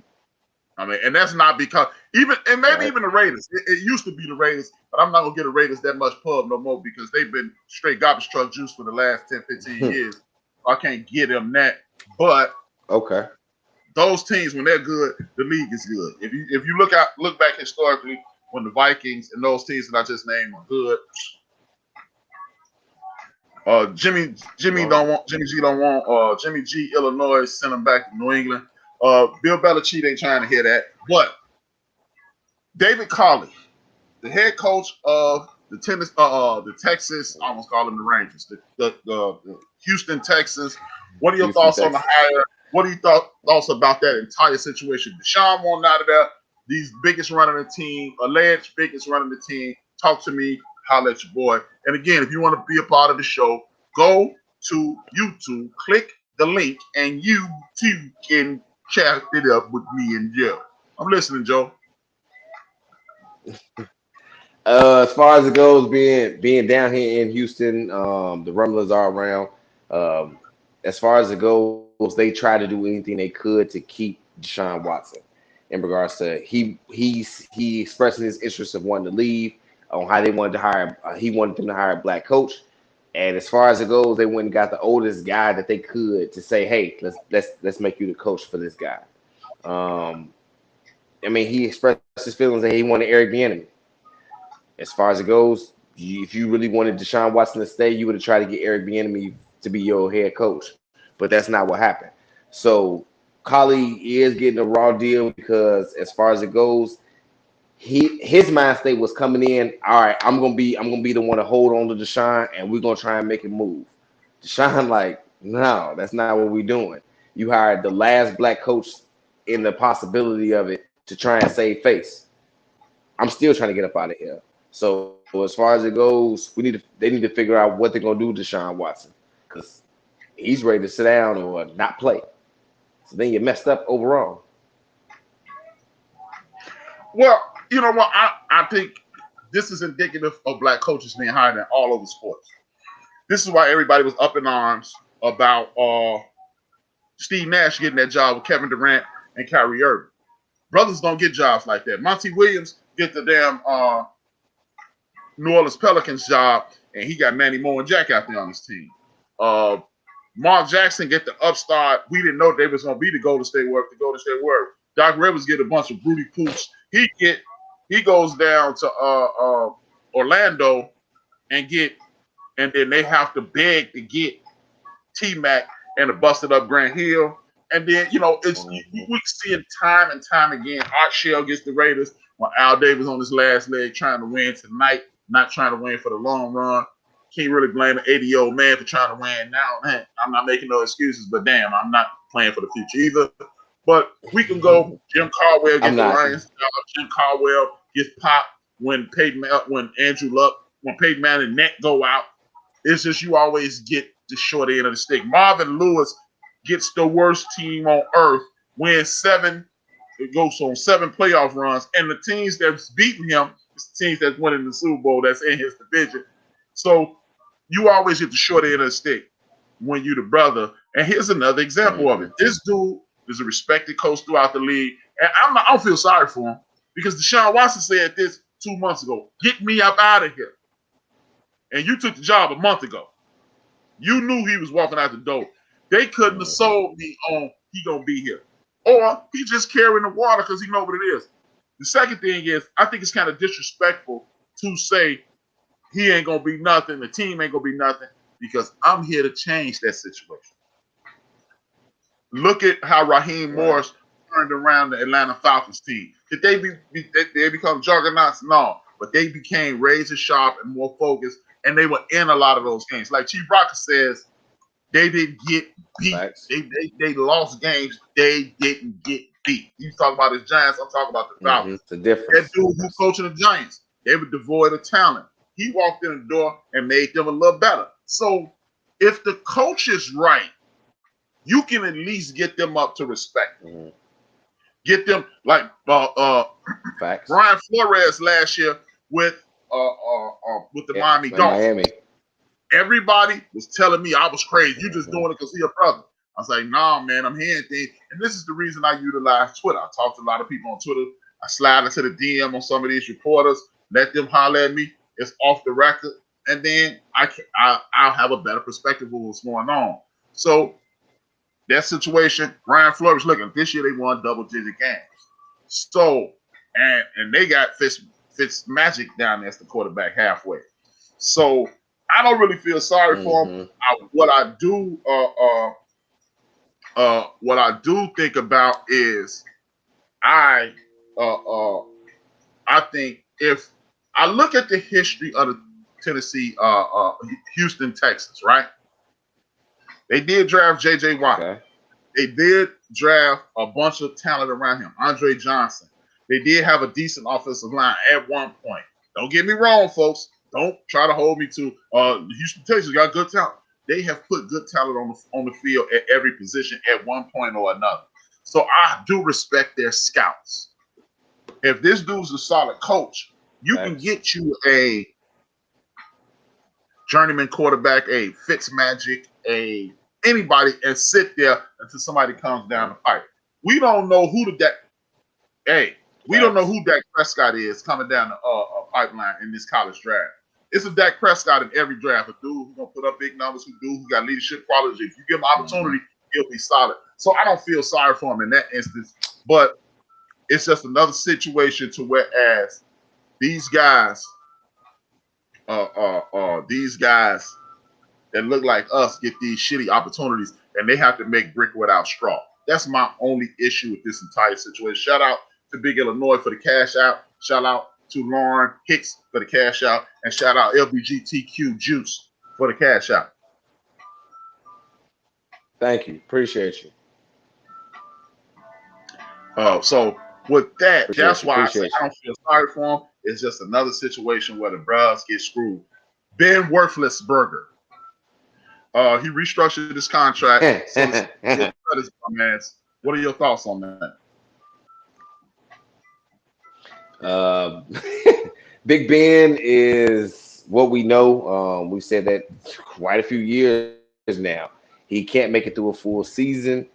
Why are we, I don't understand what's going on in regards to him. If he his arm can't make it through the season, so you pretty much reconstructing these contracts to make sure that you keep Big Ben on the job, but it ain't happening. It doesn't look right. They wasting their money in regards to it. That's all I see it. Well, I definitely think he needs to go, but in regards to the salary cap, I think he did them a solid. He could have just kept them on the reel for more money over more times, and he gonna get a little Bobby Bonilla money. I think he out of that next year. But this is a perfect situation, a perfect example of a dude is worth this past his prime. He's not gonna be able to do what he used to do. He's gonna look like Drew Brees. Mike Tomlin is a good enough coach to get them where they need to be next year. Mike Tomlin won 8 games without being. Listen to that. Mike Tomlin won 8 games without being. So if you are worth anything, if you are half of what you think the world thinks you are, you should have made a kick ass this year. But he's not. He's finished. There's nothing wrong with being an older ball player who's aged out of the league. A lot of people do that. That's not a crime. But I just think Ben Roethlisberger, they couldn't let him go this year because of the salary cap hit. Next year, he's going to be out of here. They ain't got none of that money to pay. They're going to pay him. They're going to Bobby Bonilla him out, and they need to be looking for a quarterback. Everybody keeps saying the Steelers need to hit the reset button. As far as I know, the Pittsburgh Steelers rarely hit the reset button. As they used to say at Florida State and the University of Miami, we don't hit reset, retool. The Pittsburgh Steelers have an excellent scouting department. They have an excellent player development department. I expect nothing but excellence from them. Big ups to the Pittsburgh Steelers for doing this. I think Worthlessberger needs to be out of there, but you can't get rid of him.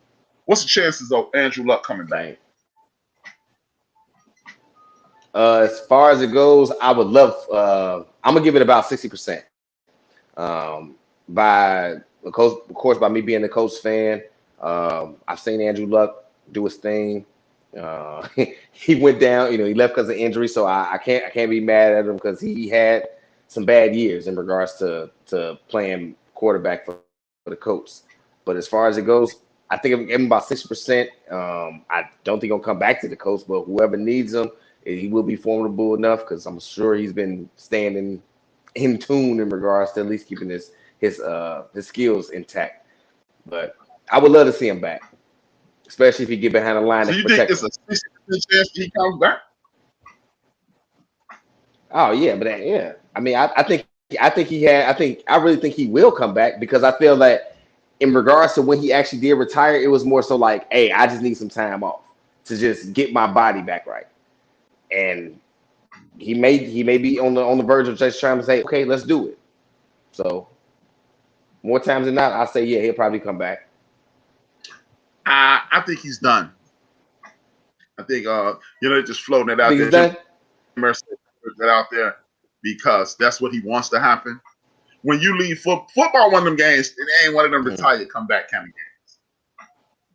I just think he's done. Okay. He considers himself intellectual, and he's kind of nerdy and aloof. I think it's over for Andrew. It would shock me if he ever played another snap of football because Mm.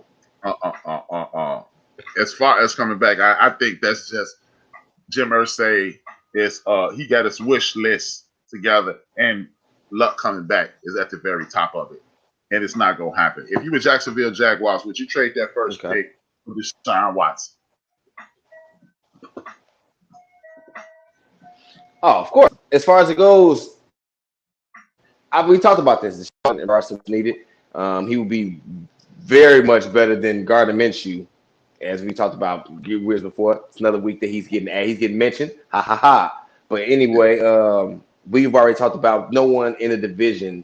Well, Houston is not going to allow Deshaun Watson to go in the division because, truthfully, all three teams can use him.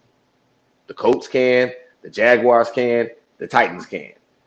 But Houston would be a fool to put him in the division against them.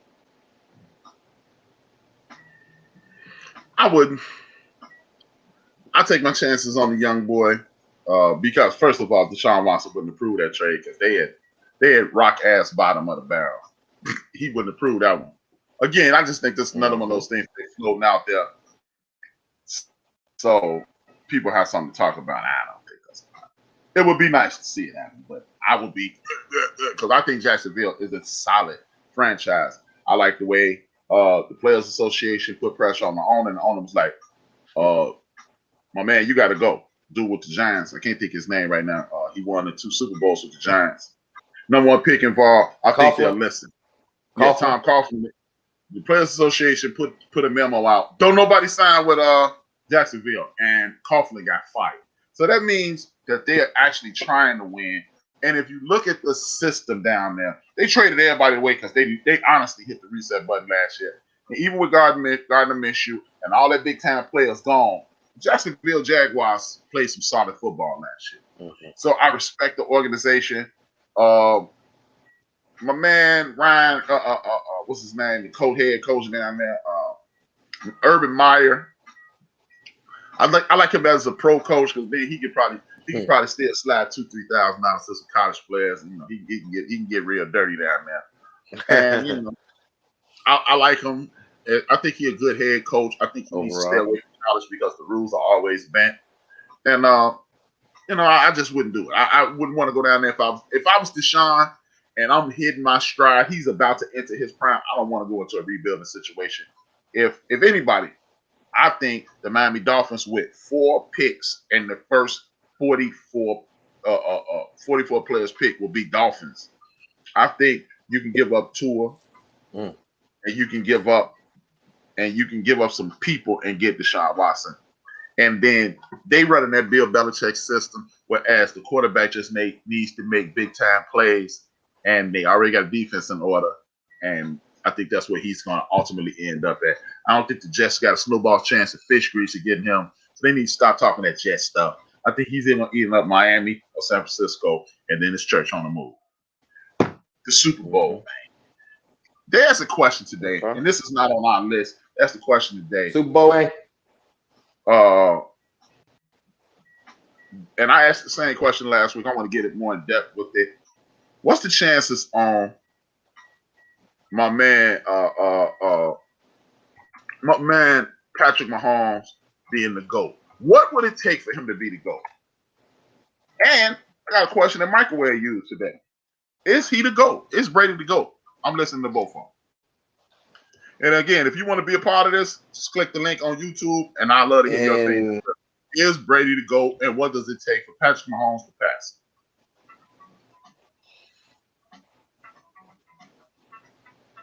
It's to actually say that because, as far as it goes, yeah, my generation, as far as I've been watching football, yeah, Tom Brady been winning Super Bowls since I've physically been watching football. In regards to everything, he's been the epitome of. Well, he's had some bad. He had the greatest Super Bowl games, but as Skip say, he's made those big throws, the timely throws when they needed, and they got in position to kick those field goals, and he won his games. As far as it goes, yes, he's considered to go to this generation, and now we never usually get where it's like we see that we've seen it a couple times, but we don't never get it on this magnitude. We never get that up and coming star with that person that we felt was the legend and get them to clash. So I think that's why the big hype is coming from, because everyone considers Brady the GOAT. Everybody considers Patrick Mahomes becoming the GOAT.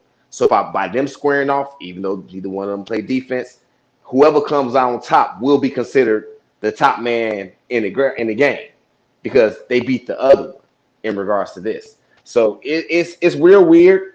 But I do got Patrick Mahomes coming and the Chiefs coming out on top in regards to this game because that's what I feel. Boy's good. That boy is good. I mean, Patrick Mahomes is good. He stepped on the scene his first year starting and did his thing.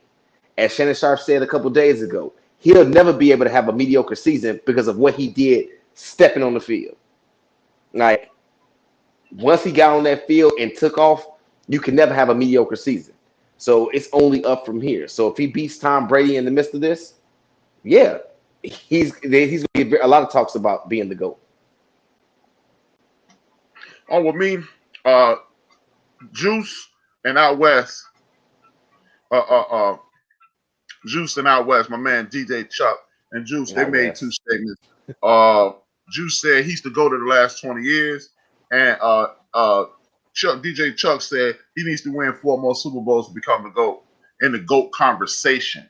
I agree with both of those statements. I don't rate him as the GOAT, and it has nothing to do because Kirby Alexander, or AKA we know him as Big Juice, I kind of introduced him to Tom Brady. Me and him used to talk all the time, and he wasn't real big on Tom Brady. And I actually told him, check him out. Tom Brady's the man. This is early in Brady's career. He was 1 Super Bowl strong. I said, no, dude is nice. So it's not that I don't like Tom Brady, but when I think he is the GOAT, like, okay, I'm gonna go from 2 different angles. Work with it. The first angle is the Michael Jordan GOAT. LeBron can never pass Michael Jordan because LeBron lost in the finals. 6 for 6, 6 MVPs. No. That's the traditional mainstream white-facing media way to say Michael Jordan's the GOAT. If you go by those parameters, there's no way in hell Tom Brady's the GOAT because he's lost the Super Bowls, and not only Michael Jordan being Finals MVP in 6 of them, says he didn't even have a bad finals, which is harder to do than to have a bad game. So you've had bad Super Bowls, Mike did. So that eliminates you. The losses and the bad instances eliminates you from the conversation, if you ask me. Now, the reason I consider in regards to the Super Bowl era, because I ain't see Sid Luckman and all those dudes and Paul Hornung and all those dudes. Well, Paul Hornung was running back. Right. But all those guys back in the day, Black and White and Johnny Unitas and all those guys, I didn't see those guys play, so I can't intelligently speak on them. But Joe Montana will always be the Super Bowl era GOAT. simply because, as I stated on Microwave Show earlier today, Joe Montana has never had a bad Super Bowl game. It was a nip and tuck game the first time against the Bengals. The Bengals had a big time defense. Joe came, rose to the occasion in the fourth quarter, orchestrated the offense. They win in the first one. People don't realize that Joe Montana had 2 Super Bowls before he heard the 2 words together, strung together, Jerry and Rice. He had 2 Super Bowl titles at that point. And one of his Super Bowl titles was a 15-1 season. So that says that's another thing. I personally think it was stiffer competition and a much tougher game to play. People love to talk about like the 90s basketball was more rough and physical. Now it's just the way you play basketball. You don't touch each other. On paper, it's played like that. In real life, it's not. But the NFL, my man Joe Montana, he had to beat Richard Denton, the Chicago Bears. Richard Denton, Stephen Michael, William Perry, Todd Bell, Tim Harris, Todd Bell, and Al Harris, and the rest of that Monster Bears defense. He also had to beat the Redskins, Charles Mann, Wilbur Marshall, and that crew, and McMillan, Matt Miller, and that crew. He had to beat that crew, Darryl Green as well. He had to beat that crew. He had to beat Lawrence Taylor, Leonard Marshall, and that crew. And then he was doing battle with them in 2 different decades. Had it not been for injuries, he could potentially win even more Super Bowls. He rolled in Kansas City and do his thing over there. Did he get to the Super Bowl? No, he didn't. Not like Tom Brady did, but that's another situation. As to quote the great Warren Sapp, they put an Autobahn up the middle of the football field. You can't touch receivers until they hit the ground and get squared on the field. So I think due to the way the league is shaped and the way it has changed, he'll never be able to pass it. The most important thing is, as I'm stating with the receivers, me, Microwave, and our receivers debating earlier, and Joe Montana impact on the game was a mother. Let's not even mention the fact that the Philadelphia Eagles had Jerome Brown, Clyde Simmons, Seth Joyner, and Reggie White on the same team. Andre Muddy Waters as well, cheap shot and playing dirty football all the way. And that's teams that didn't win the Super Bowl. The Minnesota Vikings had Keith Millard and that crew up there. These are teams that didn't even win. So I think it was stiffer competition, and he showed and proved more times than not. And the last time I checked, call me crazy, when Tom Brady plays against a vaunted, if Chief Rock is still in the chat room, ask them on Chief Rock and Jersey Vern, when Tom Brady goes up against the NASCAR package, Tom Brady ain't Tom Brady no more. Tom Brady is not Tom Brady against the NASCAR package. But Joe Montana is Joe Montana against every package. That's the one thing that Stephen A. Smith used to say. Yeah. Right. Oh yeah. Well, he folds. You saw it against the Denver Broncos. You saw it against the Ravens. You saw it against the early Steelers. You saw it against the Giants. Every time he run up against somebody with some pass rush, Tom Brady ain't Tom Brady no more. So you can't be the GOAT when I can say, see, you the man until this happens. When that happens, you're supposed to show up and show out. Am I saying Tom Brady's a scrub? No. Am I saying Tom Brady is not one of the top quarterbacks, even though I don't really do that? No. Is he one of the greatest of all time? It's his position, and me and Big Chris from the show used to call it the big boy room. Does Tom Brady belong in the big boy room? Hell yeah. Hell yeah. But he's just not.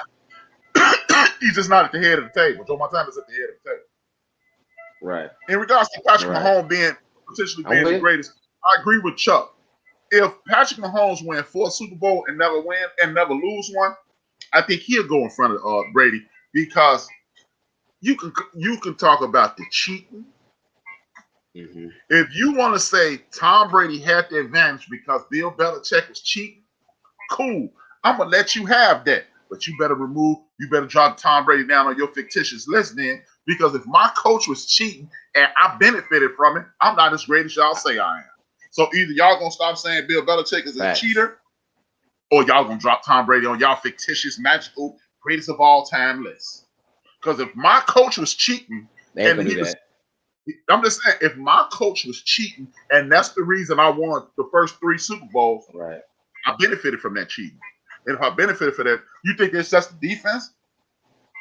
If I know what the offense is going to do, and I know what the defense is going to do. Dude already a defensive genius. So no, Mm-hmm. well, people don't want to see. That's the argument that I love to see people have. Well, Mm-hmm. it's this and it's that. Bill Belichick cheated. So Bill Belichick cheated. You benefited from the cheating. It's the fruit of the poisonous tree, as they say in legal terms. Tom Brady, you're not the man. Touche. Now, one thing I don't like about this Patrick Mahomes thing, people always say, well, he got the Kelsey, and he got the cheater, Tyreek Hill, and he got the kid from Clemson. I've never been thinking this kid's name, the big wide receiver from Clemson. Watkins, that's his name. He got Watkins, and he got the kid out of Georgia. He got all these weapons. He got Alaris Bay, and he got my man Le'Veon. And see, that's why he killing it. Like that's why he putting up those numbers. But guess what? Dan Fouts has never won an NFC Championship game, and he had Joyner, he had Brooks, he had Muncie, he had John Jefferson, and he had a whole bunch of guys on his team, and he never won an NFC Championship game. The aforementioned James Lofton, Brooke, Reed, and Thermal, Jim Kelly never won a Super Bowl. We can go. Boomer Esiason had Icky Shuffle. He had Chris Collinsworth. He had James Brooks, and he had other talent around him, and he never won a Super Bowl with a gang of talent around him. We can go chop all those guys: Chris Carter, Randy Moss, Robert Smith, Jake Reed up in Minnesota. They didn't get to the Super Bowl. You can talk about all this talent, but you still got to be when you the trigger man. Somebody got to get shot, and Patrick Mahomes is shooting people. Right. He is shooting people. So shooting them down. Hey, shooting them your down. guy, Hey Manning had Dallas Clark, Pro Bowl tight end, big time offensive line. I was trying to stay away from that. I was trying to stay away from that. He had Edgerrin James, he had Harrison and Wayne, and he won one Super Bowl. So it's easy to say, I got all this talent. That's why I won. When we can show you, hey, Philip Rivers, all the talent, and you don't win. I'm listening. I would say Philip Rivers. We talked about Philip Rivers. We talked about Philip Rivers having Antonio Gates, LaDainian Tomlinson. So he's had the packages and all that, and they just couldn't get it done. So as far as it goes, just because you have weapons, don't mean you gonna be the best team. That don't mean you're gonna make it do everything it needs to be done when it counts. So I mean, all the talent that was in Atlanta. I mean, we can go top the book at first. Michael Wade just said the Philadelphia Eagles had the dream team with Vince Young and Michael Vick and Michael Slick and Michael Dick and then all these ones, and didn't win nothing. The Pittsburgh Steelers do it every year. It's a boatload of talent in the state of Pennsylvania. Just in football on the east and the west side of the state, and they not winning Super Bowls every year. So it's easy to sit back and just watch ESPN and watch the highlights and look at the numbers. Please don't bring the fantasy numbers to your man. You need to bring some substance to me. If you ain't got no substance, you not gonna convince me of anything. Touche. And like you said, Phillip Rivers, Jackson, Gates, Tomlinson, nothing. So, and think about this. At this point, Mahomes is the football version of Isaiah Thomas. Isaiah Thomas don't break his ankle. It's a good chance they the 3P, right? If my man don't go offside on back-to-back plays, they might have beat the Patriots, and this might be his run for a 3P. So it's easy to sit back and say, "Oh, Rivers is this." Now, what I will say, Mahomes is this. What I will say about Mahomes is this: he's benefiting from this no tackle football. I'll say that. I love Patrick Mahomes as a Raider fan, but he's benefiting from this soft ass football that they're playing. Now, I would give them that, but hey, you can only play what they want to play. Yep. You can't change that. But play when you live. You can only do it because guess what? You can't change the time frame you was born in. So exactly. My man Russell Wilson, he ain't getting it done. Deshaun is getting it done, but his team is trash. Jameis Winston ain't getting it done. Aaron Rodgers ain't getting it done. Aaron Rodgers got talent up there in Green Bay. He ain't got as much talent, but he's supposed to be the greatest thrower of football we've ever seen. Second to Dan Marino and Dan Marino, another one. But he ain't getting it done. This kid has played He has started 3 years and played in 3 AFC Championship games and won 2. He could potentially be on the. That's what I said. If he wins, let's say he goes for 3. He does a 3-peat. And then he don't win no more for 10 years, and then win 2 more like Brady did. And like Brady did. Right. What I'm gonna do is to still destroy another myth. And I'm tired of this. It's 2 myths I'm gonna destroy right now. One of them in football and one of them in basketball. Because I'm tired of the media overhyping nonsense. It's foolish. The first media I'm gonna destroy. Speak on it. Thing I'm gonna destroy. Myth I'm gonna destroy. Mythbusters end of the bench version. Stop telling me that Tom Brady ain't had no talent. He got arguably the greatest quarterback, the greatest tight end in the history of the game. That's what y'all keep telling me. He better than Gonzalez. So he better than Schaub. He better than Kellen Winslow. No, he not. Mm-hmm. It's a different league. I ain't trying to hear it. But you had Grunt. You even had Hernandez. Branch is no bum. Brown is no bum. The kid from Florida, I never think of his name, number 82. Can't think of his name, light-skinned brother. They haven't had the cream of the crop receivers, but as I stated earlier in the show, it's not about having the best talent. Hey, I challenge anybody in here, including Chief Rocker, to name the 2 receivers on Joe Montana Super Bowl winning team. Chief Rocker might know, but he might know one of them, but I bet you he don't know the other one. Name the 3 receivers on the second one. I give you 2 of them. And one of them is from the first one. So I want to hear about he didn't have Randy Moss. He didn't have T.O. He didn't have the best of all time. But guess what? Did Michael Way 18 win the Super Bowl a couple years ago with Alshon Jeffrey? And a dude, Alvarez, who could catch a cold naked wet. So I ain't trying to hear that. Oh, he won without. No, man. Who said that? Nope. John Taylor was on the second with Michael Wade. Nope. Chief Rocker. Jerry Rice was on the third. Justice Salt. Nope. It was Mike Wilson and Dwight Clark. I'm shocked. I'm shocked to no end that Michael Wade and Chief Rocker didn't know. Mike Wilson, because we used to call him Mike Catch a Ball Wilson, because he was only going to catch one too. And Dwight Clark was on the first one. Solomon was the third receiver. He right on that one. But so I ain't trying to hear all this. He's doing magic tricks. Yeah. Willie McGinnis, potential Hall of Famer. The kid they sent to Oakland, who asked for more money, big light-skinned brother, defensive lineman, he gonna be a Hall of Fame. He up for the Hall of Fame. You got Pro Bowler Teddy Bruschi. You got Pro Bowler, the white boy who you coaching down there with the Titans now. And you got the another pro. You had Brian Cox on that team. You got Lloyd Malloy and Ty Law. And then he's had a bunch of players throughout the years. So if they can't score, we can't beat you. You can't beat me. If they 3-0 in the other team, say more. Thank you, RC. So this dude has had a boatload of defensive talent. Again, this is not to low-grade Tom. Tom is dope. But stop with that lie. He ain't had enough talent. He's had adequate receivers. Hey, Eli Manning, ain't nobody, when you talk about the greatest receivers on, ain't nobody talking about Plexico Burrs. Hey, remember when he was early in Pittsburgh, he used to always get hurt. And Shannon Sharp called him plexiglass Burrs. Mario Manningham, Amani Toomer. Ain't nobody talking about them dudes when you, hey man, make sure you get Amani Toomer. Ain't nobody saying that. So miss me with this nonsense about, oh man, you got to have the best talent in the world in the Super Bowl. The second myth I'm going to destroy, and I'm tired, I don't never want to hear this myth again. I'm going to hear it a lot anyway. Michael Jordan got cut from the basketball team. Michael Jordan was a sophomore trying out for varsity. Stop that lie, y'all. Michael Jordan didn't get cut from varsity. He was a sophomore trying to play with the juniors.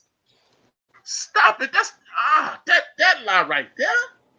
That's worse than this Brady didn't play with no talent lie. You ain't got Michael Jordan's one of the dopest ball players you ever gonna see. I don't care what the 60s, 70s, 80s, 2000, 2020, Mike would have been the man. So you ain't got to keep telling this lie. Exactly. She right. He never had an A-class receiver. But so I ain't trying to hear this nonsense. Oh man, Tom Brady, he was out there playing with a couple slaves. No, he didn't have the best receivers in the league. Yeah, he didn't have. But look, you got 2 Hall of Famers playing with Peyton. How many Super Bowls he won? 1. Even though I do believe Rod Smith deserves to be in the Hall of Fame, John Elway didn't win one with them 2 with Rod Smith and Ed McCaffrey. They ain't going to the Hall of Fame. Well, even though Rod's supposed to be there, in my personal opinion, John Elway won 2 with them. Facts. Nobody talking about Rod Smith and Ed McCaffrey. So that's a lie. That's a lie. I'm tired of this is what make guys who are not big time Tom Brady fans go, hey man, I don't like him. You just end up creating. I don't like Brett Favre with all that. He plays like a child. Yeah. Kids can't read defenses either. Because he was hitting wide open linebackers and DBs. Right. So, man, that's what make people like me not like those dudes. Yeah, MJ got cut from varsity, Facts. Chuck. Makes sense. He got cut from varsity. He was 15 years old, and he couldn't play with the 16 and the 17-year-old. Yeah.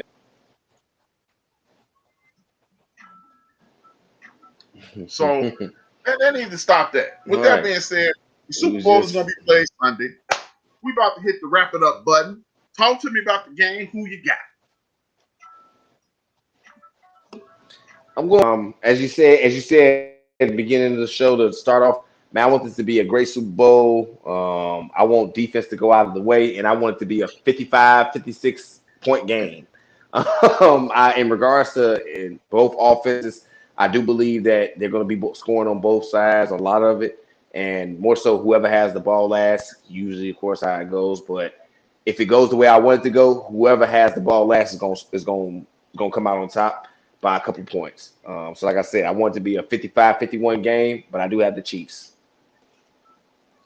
I don't think it's going to be that high. I think it's. Let me wish, man. Now I don't even want it to be a 50. That's not football to me. That's this shit. All right.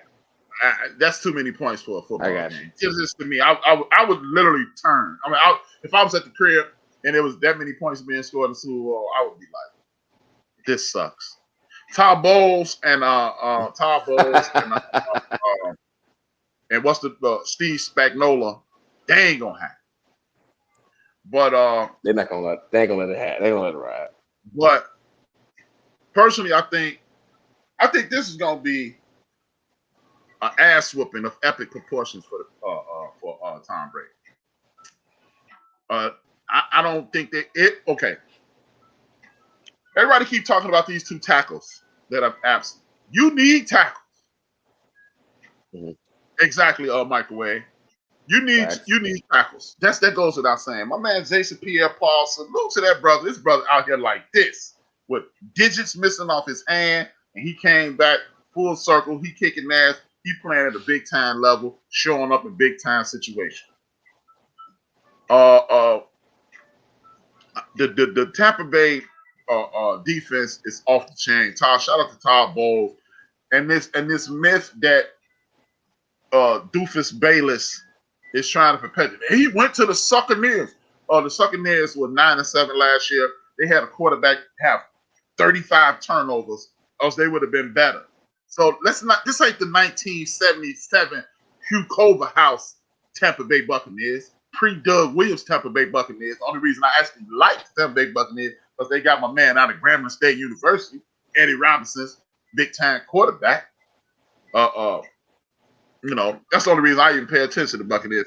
That's the first team that I saw with a good black quarterback. The Bears had a brother named Vince Evans. He was high, but the brother Doug Williams. But anyway, that's another conversation for another day.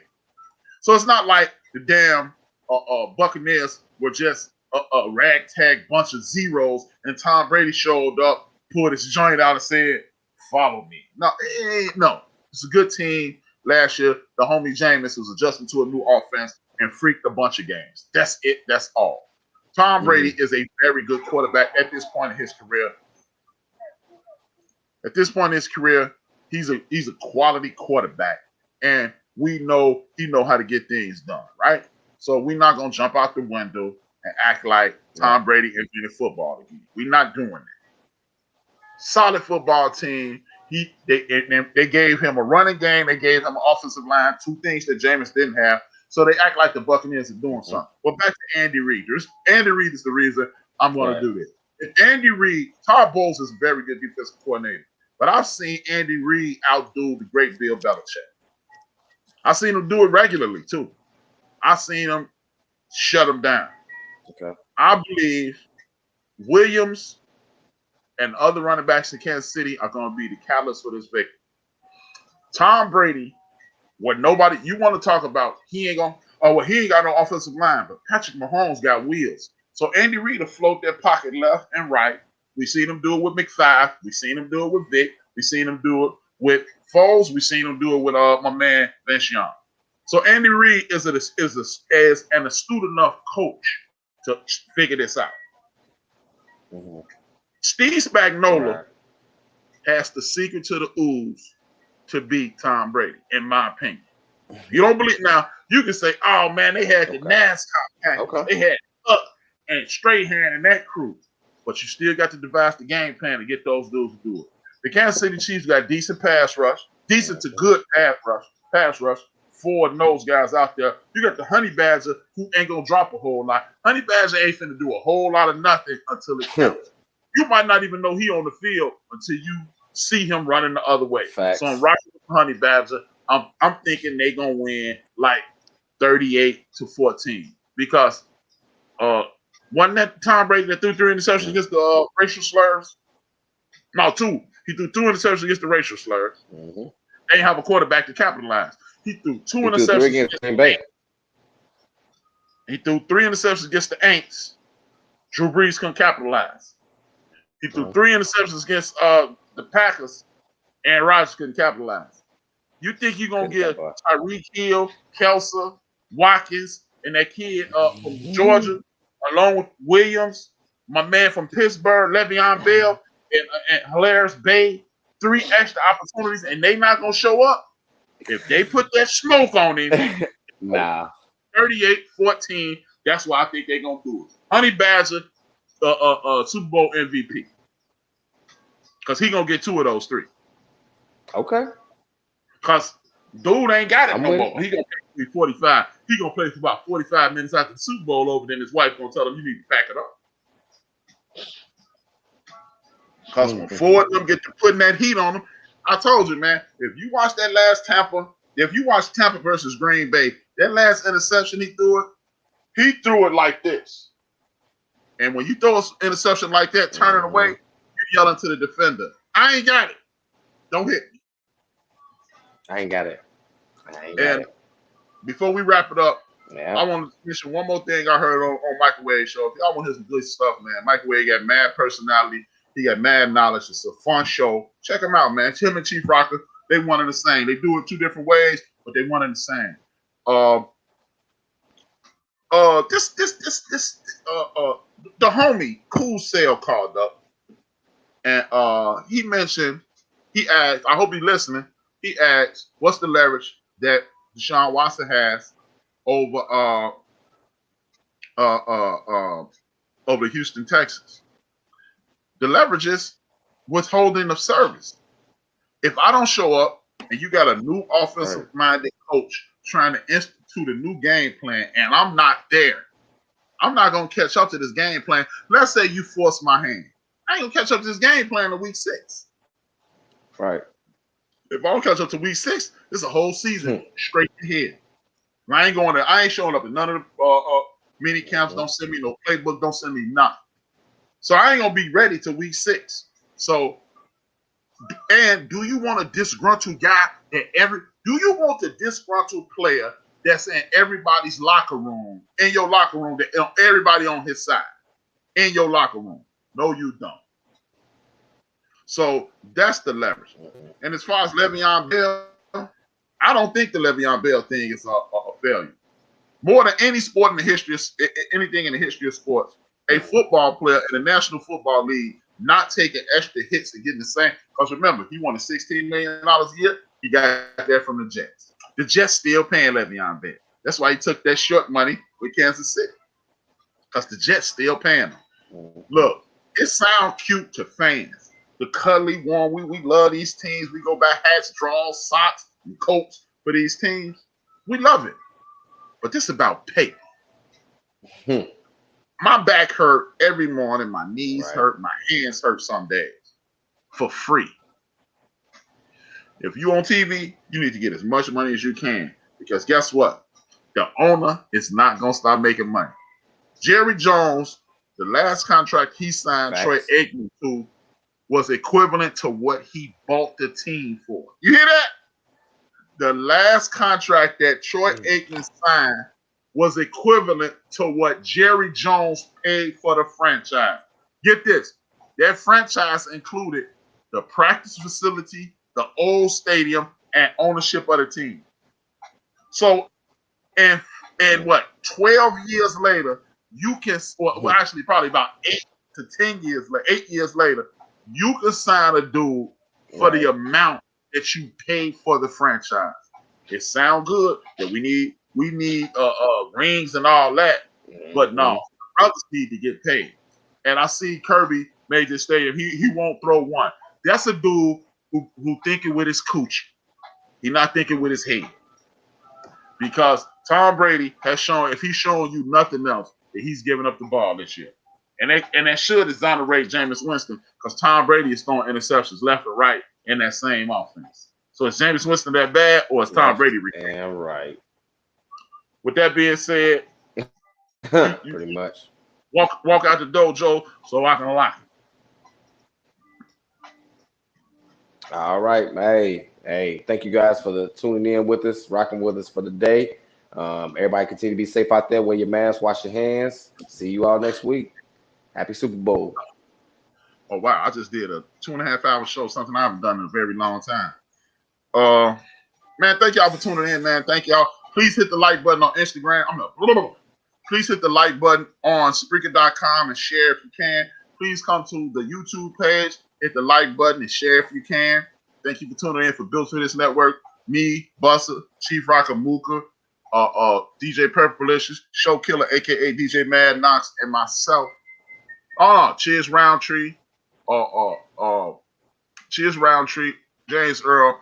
Sorry for the disrespect, Big Illinois. Sorry for the disrespect, Kim. Sorry for the disrespect, Anu, First Lady, and anybody else who support and is a part of Built for This Network.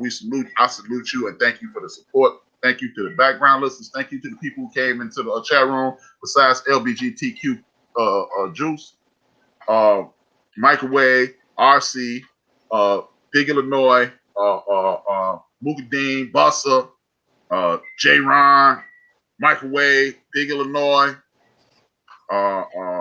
Lady J, my man Out West Chuck, DJ Chuck on Truth Radio, LBGTQ Kirby, and